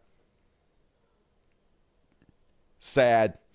And all right, blue MAGA. Yeah, blue MAGA. Quiet, she's talking, I know. Hate when she fucking says that. Nazis for Trump signs. Yeah, I know they put up fake signs for him too sometimes. Trump rally, they could get serious hurt, to be honest. True, that's true, but still, I mean, not going to get more hurt than the Palestinian people, right? And dude protesting at a DT rally is asking to be put in the hospital. Yeah, but I mean, where's your conviction at? And all right, we're along, folks. I got a trash world, and tonight's Free Palestine is being wrapped up in the trash world. I don't really have enough to do a whole Free Palestine section, so just a couple of them are in the end of the trash world. But for now, trash world, it's a trash world, it's a dumpster fire in his hell, it's a trash world, yeah, a trash world. Everything sucks all the goddamn time in a trash world. And apparently things are going bad in the Russian-Ukraine war. They lost 10,000 troops in a single week. According to Kyiv, Russia sustained more than 10,000 casualties in a week, according to statistics from Ukraine's military, with the fast approaching winter season likely to bring a lull in high numbers of fighters killed. Moscow has suffered a total of 690,000 casualties. Imagine caring this little about your own people. Imagine allowing yourself to be treated this way. I don't understand why the Russian people don't have more self-respect. I don't know why they don't have more willingness to save their own lives. Save their lives of their own children. Why don't they love their children enough to stand up and fucking against this? I mean, I guess it's scary and they really can't, but 690,000 dead already. Just fucking crazy. Stand up, Russia. Don't let them drag you to the fucking meat grinder. And then, man, I didn't have enough for the what the fuck section. This is going to go in the what the fuck section this week, but instead I put it in the trash world section. Like, I don't know what the fuck to say about this. Let me just fucking play it for you. Questions tonight over a shooting in Minnesota after a white Minneapolis man was charged for allegedly shooting his black neighbor, but so far has not been arrested by police. This dude shot his black neighbor in the throat, and their police won't arrest him because they're afraid of him, y'all. Imagine, as you're listening to this, if this guy was black. And has the details. This was a shocking moment caught on camera. Video obtained by our NBC affiliate KARE 11 shows David Matori trimming a tree outside his Minneapolis home Wednesday when, according to court documents, a bullet was fired from his neighbor's upstairs window. The bullet went down through my neck and then all the way back to my spine. Matori told NBC affiliate KARE 11 he's also recovering from broken ribs and a concussion. Adding, the last 11 months since he and his wife moved in, they've been living a nightmare next door to John Shawshack. Court documents show the victim called police 19 times prior to the shooting for incidents including harassment, hate speech, and verbal threats. It also says Shawshack suffers from mental illness. Shawshack has been charged with attempted murder, but he is not in jail. Police allowing him to stay in his home because they say he's a threat to himself and others. The likelihood of an armed, violent confrontation where we may have to use deadly force with the suspect in this case is high. That excuse sparking community outrage. The cop is so indignant too. He's like, I dare you ask us to arrest this attempted murderer who's clearly a danger to society. We might get hurt. The cops are just so fucking useless. They are not there to protect us. We have to take violent criminals off the street. So I'm not a police officer. I don't know how that gets done, but I know it needs to get done. Police say Shawshack rarely leaves his home, and the department has not set an arrest date. We are not going to bust the door down, guns blazing, and get into a deadly force situation. That's literally your fucking job! What are they paying you for? But we will ensure the community will be safe. How? He just shot his neighbor through his fucking window. How are you ensuring the community's safe? Matori says he feels the Minneapolis Police Department failed to protect his family by not arresting his neighbor when they needed them most. So you can just not get arrested by being scary and dangerous now? When the fuck did this start happening? You can just murder somebody and not get arrested if they think you might murder them? Just what the fuck? Just holy God. Everything about this is just nuts, y'all. You cannot fucking reform this. ACAB. And then a couple from the Free Palestine section. Hard to believe. This is a Telegraph. The Telegraph reports former British Special Forces poised to deliver aid to new Gaza gated communities, folks. This is what now they're calling the concentration camps. They're calling them gated communities now. If this is not 1984 dystopian propaganda, I've never fucking seen it. Gated communities, y'all. Holy God. How is this real life right now? And this is something I pointed out on the show many times before, how Israel likes using sex to sell the IDF. They like putting all these hot women, these cute girls in videos because it's attractive to other men who might from other countries want to come join the IDF. And it's attractive for people who are forced to serve the IDF, not to resist. Because like if you think most of the girls that are in the IDF are like these cute, hot girls, great wifey material, you're more likely to sign up. This is exactly how the propaganda is played. You guys ready to join the murder camp? I'm a Black Hawk helicopter pilot. I'm an MR instructor. I'm a combat photographer. I'm an APC instructor. I'm a field observer. I'm an education instructor. I teach combat soldiers how to drive, shoot, and... I'm sure every girl in the IDF looks exactly like this, folks. Every one of them. Sign up today. Operate the functions of this armored vehicle. I'm a search and rescue instructor. I'm a cadet. I join our soldiers on the field to document their operation. I'm a soldier in the military police corps. I protect Israel's skies. I'm a basic training commander. I'm a Spike LR missile instructor. I'm in the IDF officers course. I'm a combat soldier in training. I observe and protect the Israeli borders. I'm in the IAF. And of course, when they get kidnapped because they're terrorists, they're like, we're just teenage girls. They got kidnapped. No, you're terrorists. You join the murder camp, and you might not want to join the murder camp lest you get murdered. Fucking psychos, man. And speaking of fucking psychos, man, holy God. So, in my opinion, something happened to John Fetterman when he had his stroke. He got brain damage that damaged the part of the brain that makes you empathetic. Because, holy God, everything he says in this interview they did with him is 100% fucking psychopathic. First, they ask him why he suddenly supports Israel so much. And this is the bumblefuck talking points. He diarrheas out of his stupid face. I would love to understand where your affinity with the state of Israel actually comes from. Can you explain its origin to me? Yes. Well, I mean, I can't say that there is an origin. I think it's really about. Well, they cut me a check for $600,000. That was the origin. They paid me. Pretty simple. That's our ally. There's a special relationship. And now, if anyone that studies history realizes that if you aren't unwilling to stand and protect and support the Jewish community, that can end in incredibly terrible, awful ways. You don't have to support the Jewish community where they're committing genocide. You have to support them when people are being anti-Semitic and violent against them for no fucking reason. But if they're killing kids, you don't have to support that at all. And in fact, they're completely safe and fine in America. They can come over here. We don't have to support Israel to ensure they're safe. It's bullshit. Well, that's what history has taught us. And now to anybody that doesn't follow the history and not even aware of a lot of it, I'm aware of it. You know, like err on the side of democracy. Okay. And that is the only... It's an apartheid state. This is a bad argument. The same argument they made in South Africa, right? They claimed it was a democracy, but it's not actually a democracy. It's an apartheid state. Not everybody has the same rights over there, folks. Palestinians are second-class citizens in their own fucking land. Democracy in the middle of that region.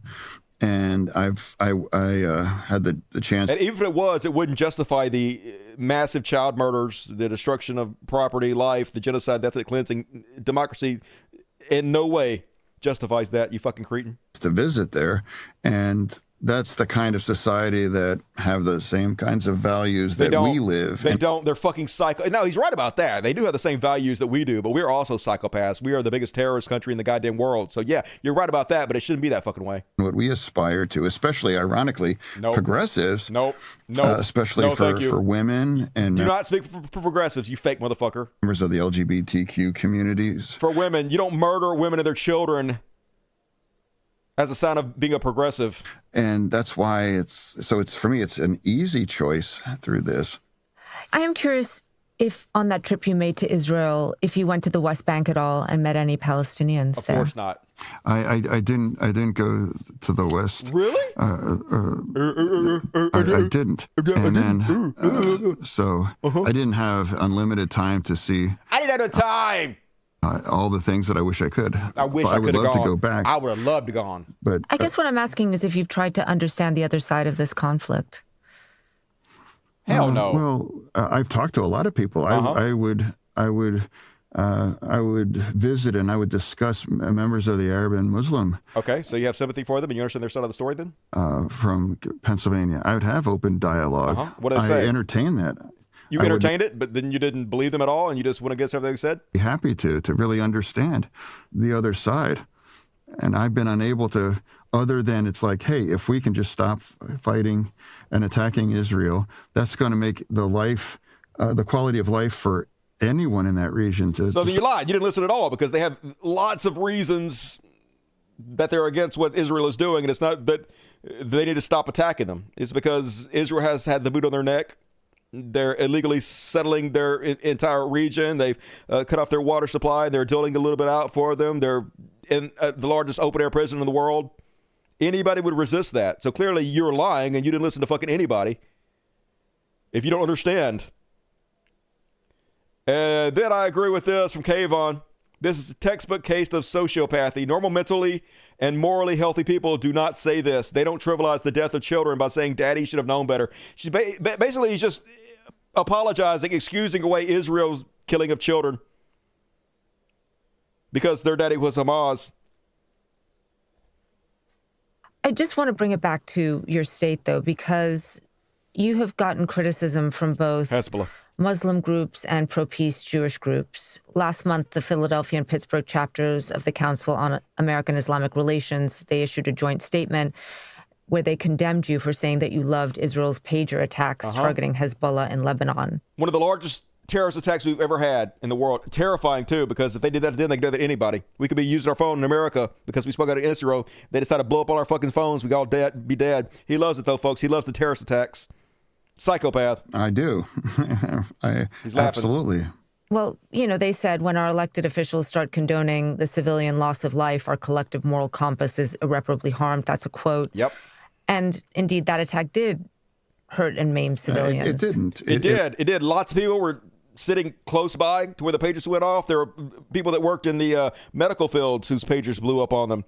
People were driving their cars, their pagers blew up, and they drove into people. Lots of people were injured, hurt, and killed because of this terrorist attack. But he does not give a fuck. It was targeted for members of Hezbollah. You know, no one uses beepers in that situation. They do. Other people use beepers. Other than they were a member of Hezbollah. But some people were just next to people with pagers also who were injured. That was a micro targeting to minimize civilians. There was a young child who was killed who was taking the pager to their parent. Unfortunately, tragically, because Daddy was a member of Hezbollah. That's tragic. Holy God! I guess your daddy should have been a member of Hezbollah. So let me ask you a question, John Fetterman. Let's say another country, Hezbollah or Hamas, considers you a terrorist for what you're doing. Do they have the right to kill your children over it? Is there anything that you personally could ever do that would justify somebody murdering your child over? Of course not. Of course you know this is true. But you don't give a fuck about those people because they're brown, because they're others, because you're a racist, because you're a xenophobe, because you're a fucking Zionist goddamn shill, because you're a sellout, because you're brain damaged, because you're fucking evil. He brought that danger and evil into their home, and that's what tragically resulted in that poor child's. I don't care what you say. I hate your guts. Nothing should ever happen to your children for it. That is the response of a decent, empathetic, mentally healthy human being. Death in that's what's so terrible. She paid the price because her father was a terrorist for Hezbollah, and she paid the price because Israel is a terrorist organization who randomly attacked and killed people that had nothing to do with their fucking conflict. And I grieve for the death of Palestinian children and other innocents there. Don't. I don't assign any more value to their lives versus my own children's lives. You literally fucking liar. And that's why we have to destroy Hamas, and we have to develop a new way forward where people can live in peace. Yes, peace. It's like George Carlin used to say, bombing for peace is like fucking for virginity. It doesn't make any sense. It's gaslighting. It's nonsense. Good God, go towards the light stroke of race. And this America now, folks. Tell me that Israel is our ally. Tell me they're our friend. You can't even wear a Palestinian hat anymore. This guy was kicked out of a Toronto Raptors game. I guess this is not America. This is Toronto, fucking Canada.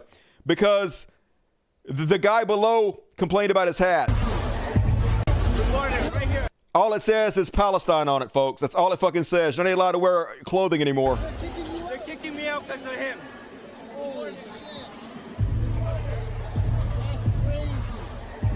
How are these people our allies? Taking our freedoms away. Fuck everything about this. Fuck the Zionists. And that is my Trash World / Free Palestine for this week. Fetty crashed out. I wish he would.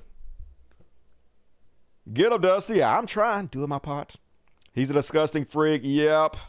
This is why people hate politicians. This is why we're so dispirited with the whole goddamn system. And all right, we were along, folks. Get your super chats in. Like I said, a long show tonight. We have a decent side beyond parody. We have a bunch of heroes coming up. Look at all these fucking heroes. I did good for you, so reward me in the super chats. But for now, it's time for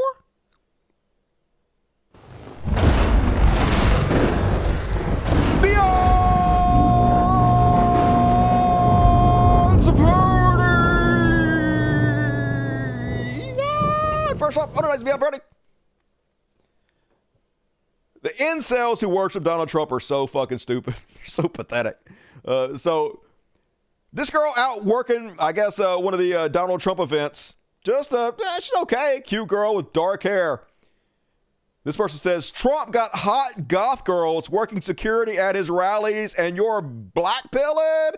And yeah, I love how Republican men think any woman is goth just because she isn't blonde. What about this girl's goth? This is not a goth girl. She's just not blonde. You fucking moron. Way to let me know you've never touched a woman. And did you guys see the football player who came up, pulled his shirt up to show the Trump MAGA? Cruelly scrawled on the front of his shirt, yeah, he's a badass. And yeah, he missed his next field goal and they lost by 1. Ha ha, ha ha. Fucking give him the Colin Kaepernick treatment. And you guys say this one is fucking hilarious. So the Patriots gave both Barack Obama and Donald Trump a football helmet, sort of like a trophy, like a gift. Let's see if you can tell the difference between the two. This is the one that Donald Trump got. This is the one that Obama got. Everybody signed Obama's. Nobody signed Donald Trump because nobody wants to be associated with this dude. Fucking hilarious. I hope he sees this picture and I hope it keeps him up at night. And good liars are back. God damn it. Do I love me some good liars? The answer? Fuck yes, I do. Go subscribe to the good liars, and they're pointing out brilliantly the hypocrisy of the MAGA movement. Can you tell me what it says there? Life's a bitch, don't vote for one. All right. And so that's got a picture of Hillary Clinton on it. You got Hillary for president 2016. Let me ask you a question. Do you think Democrats in this country need to tone down the rhetoric? 100% yes. 100%. They're saying things that are too rude and disrespectful and are inflammatory. Inflammatory. All right. So what does that shirt say again? It says, life's a bitch, don't vote for one. Can you tell? Yeah! If only the liberals would tone down the rhetoric. Hillary for prison. Life's a bitch. Don't vote for a woman. But they're very crude, rude, y'all. I am very smart. I wonder if it's even dawning on him the dude's making fun of him. And then once again, folks, it can't be a Beyond Parody without Jordan Peter Frog. And I hate to give Richard Dawkins the props because he's such a giant sack of shit. But anybody would seem reasonable and normal compared to the crazy-ass Jordan Peterson. So here's Jordan Peterson tying himself in knots trying to explain why dragons could be real. If this isn't an example of a guy who's trying to sound smart, trying to sound deep, while literally fucking saying nothing, I've never seen it before. Watch this train wreck. Analogize the dragon fight to how many dragons have Satan. You overcome in your life? I'm not interested in dragons. I'm interested in reality. Okay, so I read a book a while back that described the biological reality of the dragon. Say, well, there's no such thing as a dragon. It's like, okay, is there such a thing as a predator? Of course. Well, that's a meta category. What's the category of predator? Bear, eagle, if you're a primate. Fire? Is fire a predator? No. Well, it's complicated because a fire kills you. So is there a worse predator than serpentine, flying, fire-breathing listen to this conversation. reptile? Is that not the imagistic equivalent of predator? So in what way, if predator is real, in what way isn't dragon real? I don't know why you say dragon. I mean, we have lions, we have tigers, we have saber-tooth. Right, but why not abstract? So a dragon is a pictorial representation of the abstracted concept of a predator. Yes. As you say, we already have the term predator, and so it might be useful in art, in narrative, but when you say the biology of a dragon, you must understand how that can be misleading. I don't think the category of dragon is any less valid than the category of lion. Any less biological? Well, it depends on your level of analysis. You would say that lions are an instantiation of this bracket term of predator. I would also say... Would you therefore say that a lion is an instantiation of the bracket term of dragon? Yes. Yes, because we're not only fact-oriented creatures, right? It actually matters to us whether we get eaten. Just so stupid. It's just nonsense. Word salad, mumbo jumbo, but he's trying to sound so deep and smart. Only idiots think that fucking sounds smart. And then more good liars. Hey, they're very excited to vote for Donald Trump, but Mark Robinson, I think the ship might have sailed on that one. Excited to vote for Donald Trump? Yeah. Excited to vote for Mark Robinson? Maybe not. Maybe not. Less. Maybe not. Maybe not at all. Maybe not. What I'm going to vote for him less than the amount of teeth I have. Is going to stop you from voting for Mark Robinson? Well, just from what I've seen about him, I really didn't like his attitude very much. He just seemed like an angry man to me. He got a lot of anger there. He said that some people need killing. Yeah, right. I heard that as well. But see, some things you can't believe everything you hear and see or read, so I'm not even sure that whole thing is true or not. Well, this is just him at church here. Mm-hmm. Some folks need killing. Yeah. It's time for somebody to say it. Yeah, I don't think he deserved to be governor being like that. Excited. Well, don't vote for him then. But that is MAGA. That is who you guys are associated with. And then I should have shown this one after the Jordan Peterson clip. They're out of sync a little bit, but this is fine. Speaking of Jordan Peter Frog, here's a great example of how Jordan Peterson used deepities, nonsense, to try to sound intelligent when he's not actually saying fucking anything. Hey man, do you have your portion of the rent? I was going to take it down to the landlord. Well, now you see, that depends. On what? Well, to have rent is just one metaphysical substrate. What do you mean? The physical check? Well, that's just paper. What's the value of that? Or do I have money in the bank? That's even less clear. That's like asking, do I have intuition in my consciousness? Do I have Rent the musical or Rent the movie, which itself has two different contexts? You see, our value systems have a tendency to break down at the slightest scrutiny. Well, it is the first of the month. Well, on the Gregorian calendar, perhaps, but that's dismissive of civilizations throughout history that built monoliths tracking the stars and the solstices and the days of high harvest and what have you. You ask them what day it is, they'll give you a completely different answer. Okay, it's fine. I don't know why you're mad. So I just don't think that framing is useful in the ontological core of the matter. Do you have rent? Do you have free will? Let's start there. Do you have respect for the time before rent when we were barbarians running through the undergrowth? You're neglecting the stories they told, which became real, which became truth, which became worth far more than the rent or whatever artifice you're hiding behind. I can tell you that. Okay, so that should buy me another week.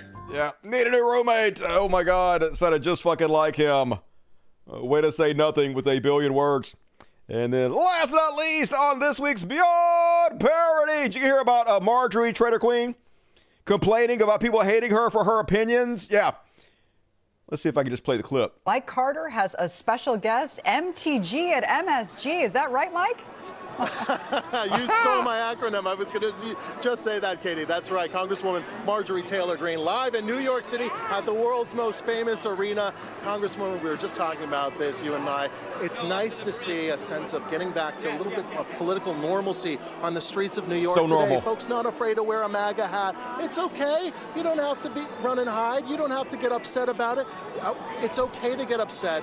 We shouldn't demonize folks on the other side. I think events like this do just that. Absolutely. You and I were having such a great conversation. Part of being American is being able to have your opinion, being able to say your speech. It's your free speech, and Americans not hating you for it. Wrong! You know? No, it's not. You can say whatever the fuck you want to, but that doesn't shield you from the consequences of what the fuck you say. You can be fired for your words if your employer doesn't want to be associated with you, and people have every right to fire back, criticize you, make fun of you for the stupid fucking shit you say. In fact, what you're doing by saying you're not allowed to hate on people for what they say is a violation of my free speech. Free speech is a two-way street, bitch. We should respect each other and our differences. Yeah, you're so respectful of everybody and their differences, aren't you? You fucking hypocrite. And that's so important. But we also need to come together as Americans and do the right thing for this country. Literally, no one has ever been more divisive than the MAGA movement. The people of nothing, for nothing, and about nothing. And that is my Beyond Parody for tonight, y'all. Do I see empty seats? Yeah, there are a lot of empty seats. Or he was, well, I guess that was yesterday. The day before yesterday. He was late, like 3 hours late to one of his rallies. They sat around and waited for him fucking anyway. Dark lighting helps hide the empty seats. True story. Hopefully a bunch of them were fucking empty. And all right, folks, last chance to get your super chats in. About to hit some overtime, so if you like it, reward me for overtime. I think we'll get there. I got I got like 7, 8, 9 heroes for tonight. Let's do this shit.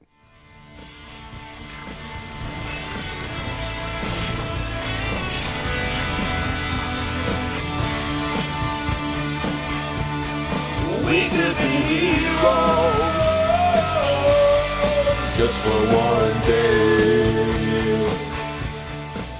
And folks, I believe the children are the future. Teach them well and let them lead the way. Lots of the youths are out there and they're doing this new thing where they're into debates. They like to go research and memorize talking points and stuff and then go out on the street and own fucking MAGA idiots. And I'm goddamn here for it. Case, one of them, Dean Withers, my new hero. Here he is out there owning the fuck out of idiots that don't know what the shit they're talking about. So Donald Trump has been convicted of 34 felonies. Yes. He was held civilly liable for the violent sexual abuse of a woman, and he called for the termination of articles found within the Constitution. Does this mean that Donald Trump is a threat to our country? Yes. I believe they have weaponized him so much, and I really believe that it was an unfair trial. If you think that he's a bad person, I can't. That's your belief. You think the court that held him liable for sexual abuse, that was weaponization of the DOJ? It was a very liberal judge. So do you know what her name was? I do not. Do you know one piece of evidence that she submitted to the court that the jury used to hold Trump liable for her sexual abuse? No, I do not know. So if you don't know her name and you don't know any of the evidence she submitted to the court that the jury used to hold Trump liable for sexually abusing her, how do you know that the court was weaponized against her? Well, I know, I mean, I don't know exact names or anything. Like, you got me there, I will say that. So then how do you know that the court was weaponized against her? Because what this sounds like to me is just conspiratorial nonsense for you to justify voting for a sexual abuser when in your last statement you said if an undocumented migrant engaged in those same actions, they'd be a threat to our country. But all of a sudden, if Trump's doing it, you deny, all while not knowing any of the facts of the circumstance. Hell yeah! Oh, and he talks about his fast doesn't he? Sweet! Love you, kids. And more clips from these young folks. Love it. Dean Withers once again, and talking to a MAGA idiot. This guy, much older. But if his wife wasn't around and the cameras weren't on, he would definitely punch this kid because this is all they have. When they're mentally owned, they have to get violent. They have to bully. They have to intimidate because they feel emasculated by somebody who's smarter than them. So they have to try to be physically dominant. I have like uncles and shit like this. I just laugh at him and walk a fucking way. But anyway, his wife has to pull him a fucking way as this kid owns the shit out of him. I'm voting for Donald Trump. I'm sure you are. Do you think that Kamala Harris is a communist? Yep. Define communism. Kamala Harris. Well, that's an example. Give me a definition. It's Kamala Harris. How about you define why you like Kamala Harris? Can't do it. Doesn't know what the fuck he's talking about. Just throwing out buzzwords and getting owned and knows he is. So he's got to get angry and mad. No, we're good. Please, I want to talk to him. How about you define why you like Kamala Harris? Sure, I'll tell you. Do that. Okay, are we good? Come back in frame. No, seriously. Tell me why you like Kamala Harris. Let me tell you why I like Kamala Harris if you'll allow me 30 seconds to speak. I like Kamala Harris because she's not a 34-count felon like Trump. You got to wait for the... Are you fucking kidding me? He doesn't even know what the fuck he's talking about. So they have this idea that he's got to be sentenced before the conviction holds, but that's not the way it works at all. As soon as the jury comes back with a conviction, you are a convicted felon. That's how the whole fucking system works. But since they don't know fucking anything, that's what he's thinking. But his brain doesn't work, so he couldn't even come up with that to explain it. So he just got to stutter all over himself and then try to turn it back around the kid. Right now? No, she's also not a violent sexual abuser like Trump. Oh, she isn't sexualized a little. He's not though. You listen to CNN, right? No, he was held civilly liable by a court of law in the state of New York in the year 2022. New York. It's New York, dude. It's New York. Yeah, exactly. What about it? All Democrats, man. It's all Democrats? Exactly. 2 of the people in the jury Joe were Republicans. Biden appointed all of them. Are you kidding me right now? No. You are a silly little man. I'm a silly little man. Jesus Christ, these people are crazy. Yeah, you got owned. Did not make a good accounting for yourself, as MAGA never does. And another one of these kids, another one of these Jubilee, that's where they have somebody at the center and a bunch of people debating them. This time, though, they did like 50 Kamala supporters versus 50 Trump supporters. And they had them debate each other. And holy God, here's Parker, another one of these young heroes, owning the shit out of this dipshit, doesn't know what the fuck he's talking about. Kamala Harris has kind of come out of nowhere, and she previously had extremely Marxist policies we saw in the 2019 Democratic presidential debate. I just want to ask you one question, because you did bring up Marxism. What Marxist policy did she support, and can you define Marxism? Okay, listen, we're not getting into the definitions of this. No, it's a buzzword. I have no clue what the fuck I'm talking about, and all I can do is repeat buzzwords because nothing else is going on in my goddamn brain. So don't ask me to define the terms I'm using because I don't have a fucking clue. Into the economy. So you don't know what Marxism is? We're getting into the economy. So what is Marxism? Okay, Marxism. Why do you want me to define this for you? You said Marxism. Because you supports Marxist policies. I'm asking, what is Because Marxism? we had somebody on your side saying we need to destroy our entire economy so that we can rebuild it from the ground up. That's what Marxism is. And that's a better position than what you just said, because you can't even define it. Like, what is it? What is it? Do you want to define it? Yes, yeah. Go ahead. I know what it is, but I want you to tell me just so I can see if you know. Economic and political philosophy specifically targeted at looking how capitalism affects how people engage socially speaking. And it's associated with things like socialism and communism being a stateless, classless, moneyless society, and socialism being when the workers democratically control the means of production. So if you want to talk about what these terms are, let's talk about it, but for what they are, not just like some buzzword that you're referencing, because Trump says it all the time. Because he said that Kamala Harris deserves some MAGA hat, but then also has Marxist policy. Does she have his policy, or is she a Marxist? Which one is it? You can't have both.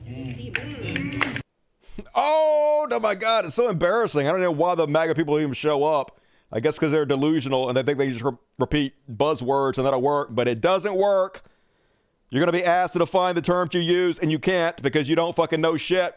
And then big shout out to San Antonio head coach Greg Popovich. He's spoken out against Donald Trump before, and he's using his position and platform to do it again. So he's pathetic. He's small. He's a whiner. We all know that. But you wouldn't have him babysit your kids. You wouldn't hire him if you had a small business. You want that man in your business? There's no way. But you're going to vote for him for president? Because he's strong? I mean, Kamala Harris whipped his ass in the debate. Yep. Just obviously. And he's running ever since. He doesn't want any part of her. Because as she said before, she's eaten many of his type for lunch. As an attorney general, as a prosecutor, he's a small fry compared to some of the people she's gone after. And he knows it. So all he can do is cut people down, and do what he does. We've all seen all that kind of stuff. The ones that you can be even more angry about, because he's sick. He's a damaged man. He grew up the biggest wannabe there ever was in New York, right? We all know that. He wanted to be in the inner circle, but they laughed at him his whole life. Just like Obama made fun of him at that dinner, and he was about to melt. That angered him so bad. All right, moving on. I'll use to play a minute. And we're under overtime. Who loves overtime? Everybody loves overtime, especially this cat. Watch how much she loves it. All the love for overtime. And all right, next up on the heroes, got a couple more for you guys. I love this one. This is Van Lathan and Rachel Lindsay having one of the best takes summarizing who Donald Trump is, and he nails it. Also, nice cowboy hat. We've never seen anyone treated with the singular amount of white privilege that Donald Trump is being treated with. Yes. This is a masterclass in white privilege. Trump can't say enough to be racist. Yep. Correct. He can't commit enough crimes to be a criminal. He can't fail enough to be a failure. And he can't say enough stupid things to be stupid.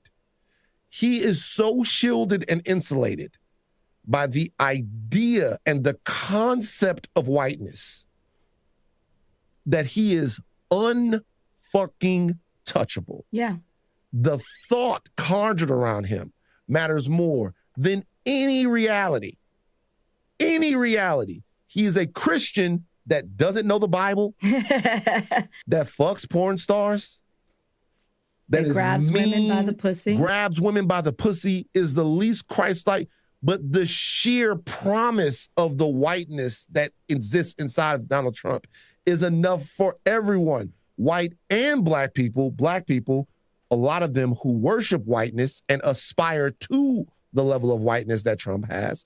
It's enough for them to say, hey, he's still our guy, no matter what. It's the whiteness he guarantees to protect. That's what he represents, right? It's their being that he guarantees to protect. And that's true. That's something that they won't say, but that they're voting for. It's just this crazy how he's not held accountable for anything. He can literally say anything, regardless of how untrue it is, how ridiculous it is, and just no accountability. That is the essence of whiteness.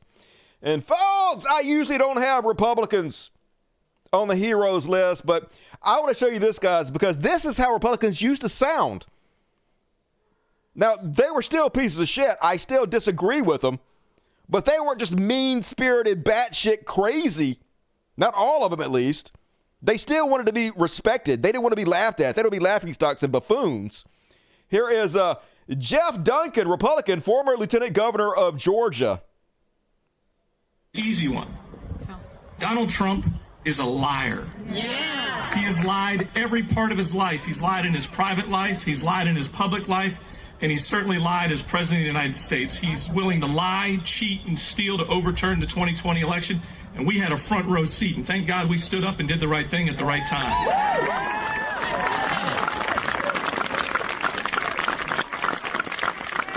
I got another reason. If you're a Republican, hopefully you recognize this. Donald Trump is a fake Republican. I've got a 14-year-old kid who's been a Republican longer than Donald Trump has. And he'll tell you that, too. Look, Donald Trump spent $8 trillion we don't have. He told us he was going to be fiscally conservative. He told us he was going to build a wall. He built a selfie station. He told us he was going to protect America's best interest, and he became best friends with Vladimir Putin. These are not Republican principles. Right. Yeah. He does not deserve our vote as Republicans. But I want to give you the most important reason why I'm supporting Kamala Harris. Because she will be a better president than Donald Trump will ever be. She's focused on the middle class. She's not pandering to the middle class. I keep hearing that over and over and over across Pennsylvania. The only time Donald Trump shows up is when he wants your vote. Kamala Harris has put a plan forward focused on the middle class. Nothing says middle class more than a small business. Her $50,000 tax deduction for small business startups is huge. It's going to be a catalyst for the American dream for families from coast to coast. She's promised to be a president for all. That's important to me. I've gotten to speak to her last week in Bucks County, and we had a great conversation about her wanting to have conservative ideas injected into her orbit. She wants to be a president for all. Yes. I appreciate that. Just imagine if Donald Trump said he was going to put a Democrat in his cabinet. One, I'm concerned he can't find enough Republicans. The rest of them don't support him from the last administration. It is crazy hearing Republicans talk like that, just like normal people. But this is how it used to be, folks. It's just amazing. And another shout out to billionaire Mark Cuban, who fuck billionaires, eat the rich. But I will give it to him. He's on that Ozempic. Looking svelte. I need to get me on that Ozempic. I wish I could afford some Ozempic. But anyway, using his platform at least, I'll give him props to call out Donald Trump. Name calling, in a normal world, the two parties would get together and say, let's just stop this name calling, right? Let's just focus on the issues. But this is not a normal world. Donald Trump is not a normal candidate. And I think it's not a stretch to call Donald Trump a fascist. You talked about the people in his cabinet that spoke the same way. He's talking about the enemy within and going after people using the military. He's talked about mass deportations where, they'll stop people on the street and check their papers. What does that remind you of? Talking about, knocking on doors and pulling people out and deporting them. What does that remind you of? That's pretty damn close to fascism, if not the definition of fascism. So at the risk of going full Shark Tank, Yep, he's a fascist. Nobody that knows anything about fascism will argue that point. Well, I guess they could because they're dishonest, but then shout out to this hero who's laying her family member fucking bare for voting for Donald Trump. And you gonna call yourself a Christian?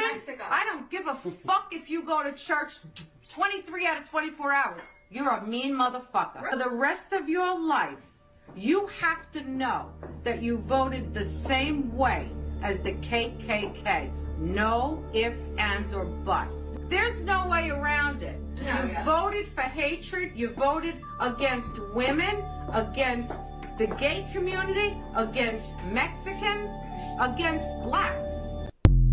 Yep, you sure did. Get fucked.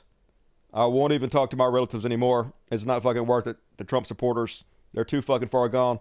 And last but not least, this is it, folks. Last clip, and I saved a good one for last.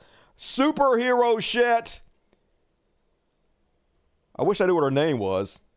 Bad that I don't know her name. But anyway, owning fucking Piers Morgan. This is how you do it. Second Trump administration. What would it be like? What would it be like for women? We don't have to, because it's happening right now, where people are bleeding out in their cars from having miscarriages that should be treated and attended to. They're losing their ability to ever have children again, right? Because hospital workers are more concerned with bureaucracy than people's lives. So Peter, don't interrupt me as you're talking about abortion rights and you say you support a woman's right to choose. Shut up and listen. Shut up, as someone Pierce. who's a mom, as someone who could have died herself, okay? It's time for you to shut up and listen to the women who are telling you loud and clear, we are dying out here. You're putting our lives on the line out here. Women in red states, women in blue states, women all over. It doesn't matter whether we love Trump or we hate Trump. The effect of overturning Roe v. Wade is the same. Our lives are on the line, okay? But Pierce does not care. He is a soulless cretin who only cares about making money, and if women have to die, that's fine. He literally does not give a shit about anything. This is the kind of people the world continuously rewards. Because fuck this planet. And folks, that's my show. Hey, we're going to do an after party right now. It's from here all the way down to here. Boom. So be sure to go sign up for my Patreon if you want a free ticket. Not a free ticket. It's not free. But do it. Support the show. Go get a ticket on my Patreon. And got a couple religious bullshits in here tonight. Going to be a good long, I don't know how long, but going to be a good one, relatively. So get yourself a ticket to the after party coming up next. And if you bail out, please hit the like button. Please leave comments. Do all the things. Please subscribe to the video. Watch the video in the background or whatever you have to. Watch time is very important. All that helps the algorithm. Thank you in advance. All right, let's read the super chats. Agent Orange, what up, Agent? I ain't gonna lie. I kind of got hooked on TikTok debate comps on YouTube. There's just something really funny about someone who debates for a living and Trump supporters who think they're clever getting put in their place. I like watching the clips, but otherwise, it's dull to me to watch them too much. But I am glad that exists for you, Agent Orange. I'm glad you have that to look forward to.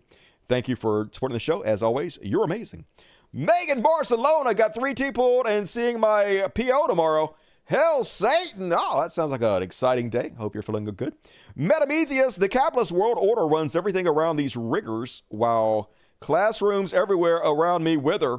Keep your head up, Dusty. Things are going to get easier. Hey, my head's way up, dude. I walk around looking at the fucking ceiling. Thank you, Meta. Jason Ashby, 50 months. That's like, I don't know, 11 years. All hail the greatest show on earth. Fuck yeah, you're one of the good ones, Jason. Appreciate you. Good show. Love you. Hey, Jeff. Love you back. Jeff just had his divorce finalized yesterday. Congratulations, Jeff. You worked hard on it. You earned it. And now he's probably going to get back with her. I bet you're going to get back with her, aren't you, Jeff? I bet maybe not. I'm trying to get Jeff to buy the house over here. There's a house like 2 blocks from me that's for sale for $30,000. $30,000, y'all. You can just buy a house. They're basically free around here. Now, they're slightly fixer-uppers, but they're perfectly fucking livable. You live over here, and then you never have to worry about fucking paying rent again. I don't know. Like, you have to have a job, though, I guess, or be on disability or something, but whatever. Bitcoin just skyrocketed. You ain't got to tell me something I already know. Hell yeah. If you guys would have bought Bitcoin when I told you to buy Bitcoin, you would have more than doubled your money, but nobody listens to Dusty, and why would you? Good night, Ashot Coomer. Good to see you. Appreciate it. And Scott Free. It did not remain free. He paid for 5 of you lucky son of a bitches to get a ticket. And if you got one, show at that party and give him your love. Love you, Dusty. 20 from Little Mimi. Hey, Little Mimi. Love you back. You're awesome, Mimi. Appreciate you. Sorry, the character let me got before I read that or anything pop up. Nope, that's it, folks. All right.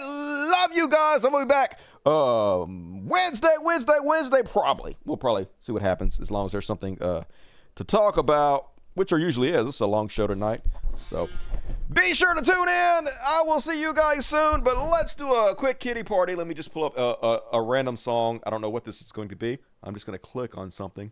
Oh, yeah, it's the river.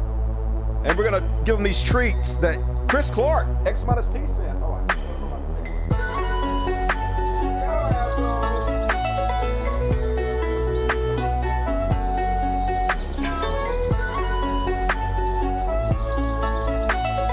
I got it on my hands. You lick my hand? You lick my hand? Look. You lick my hand? Nobody wants to lick my hand? Ugh. It smells terrible. It smells like fish shit. All right, here's more. Here's more. Come and get it, assholes. This is directly from Chris Clark. Can you even see? Yeah, here you go. You got a little pretty girl right there.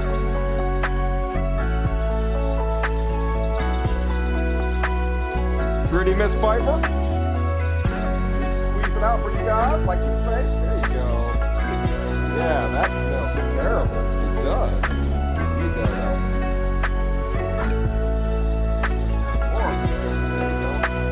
All out for you. Yeah.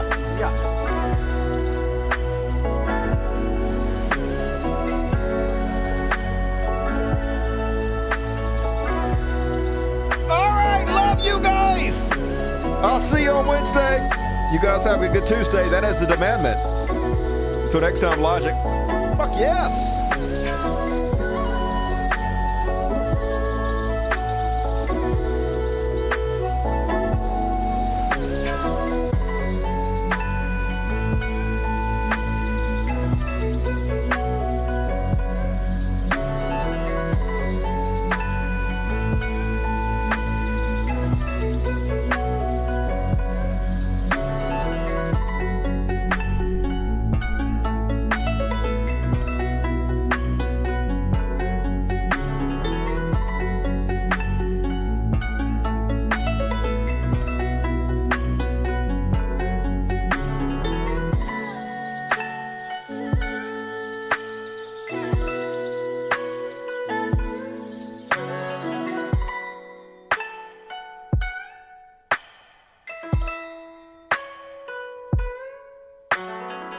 Switch over now.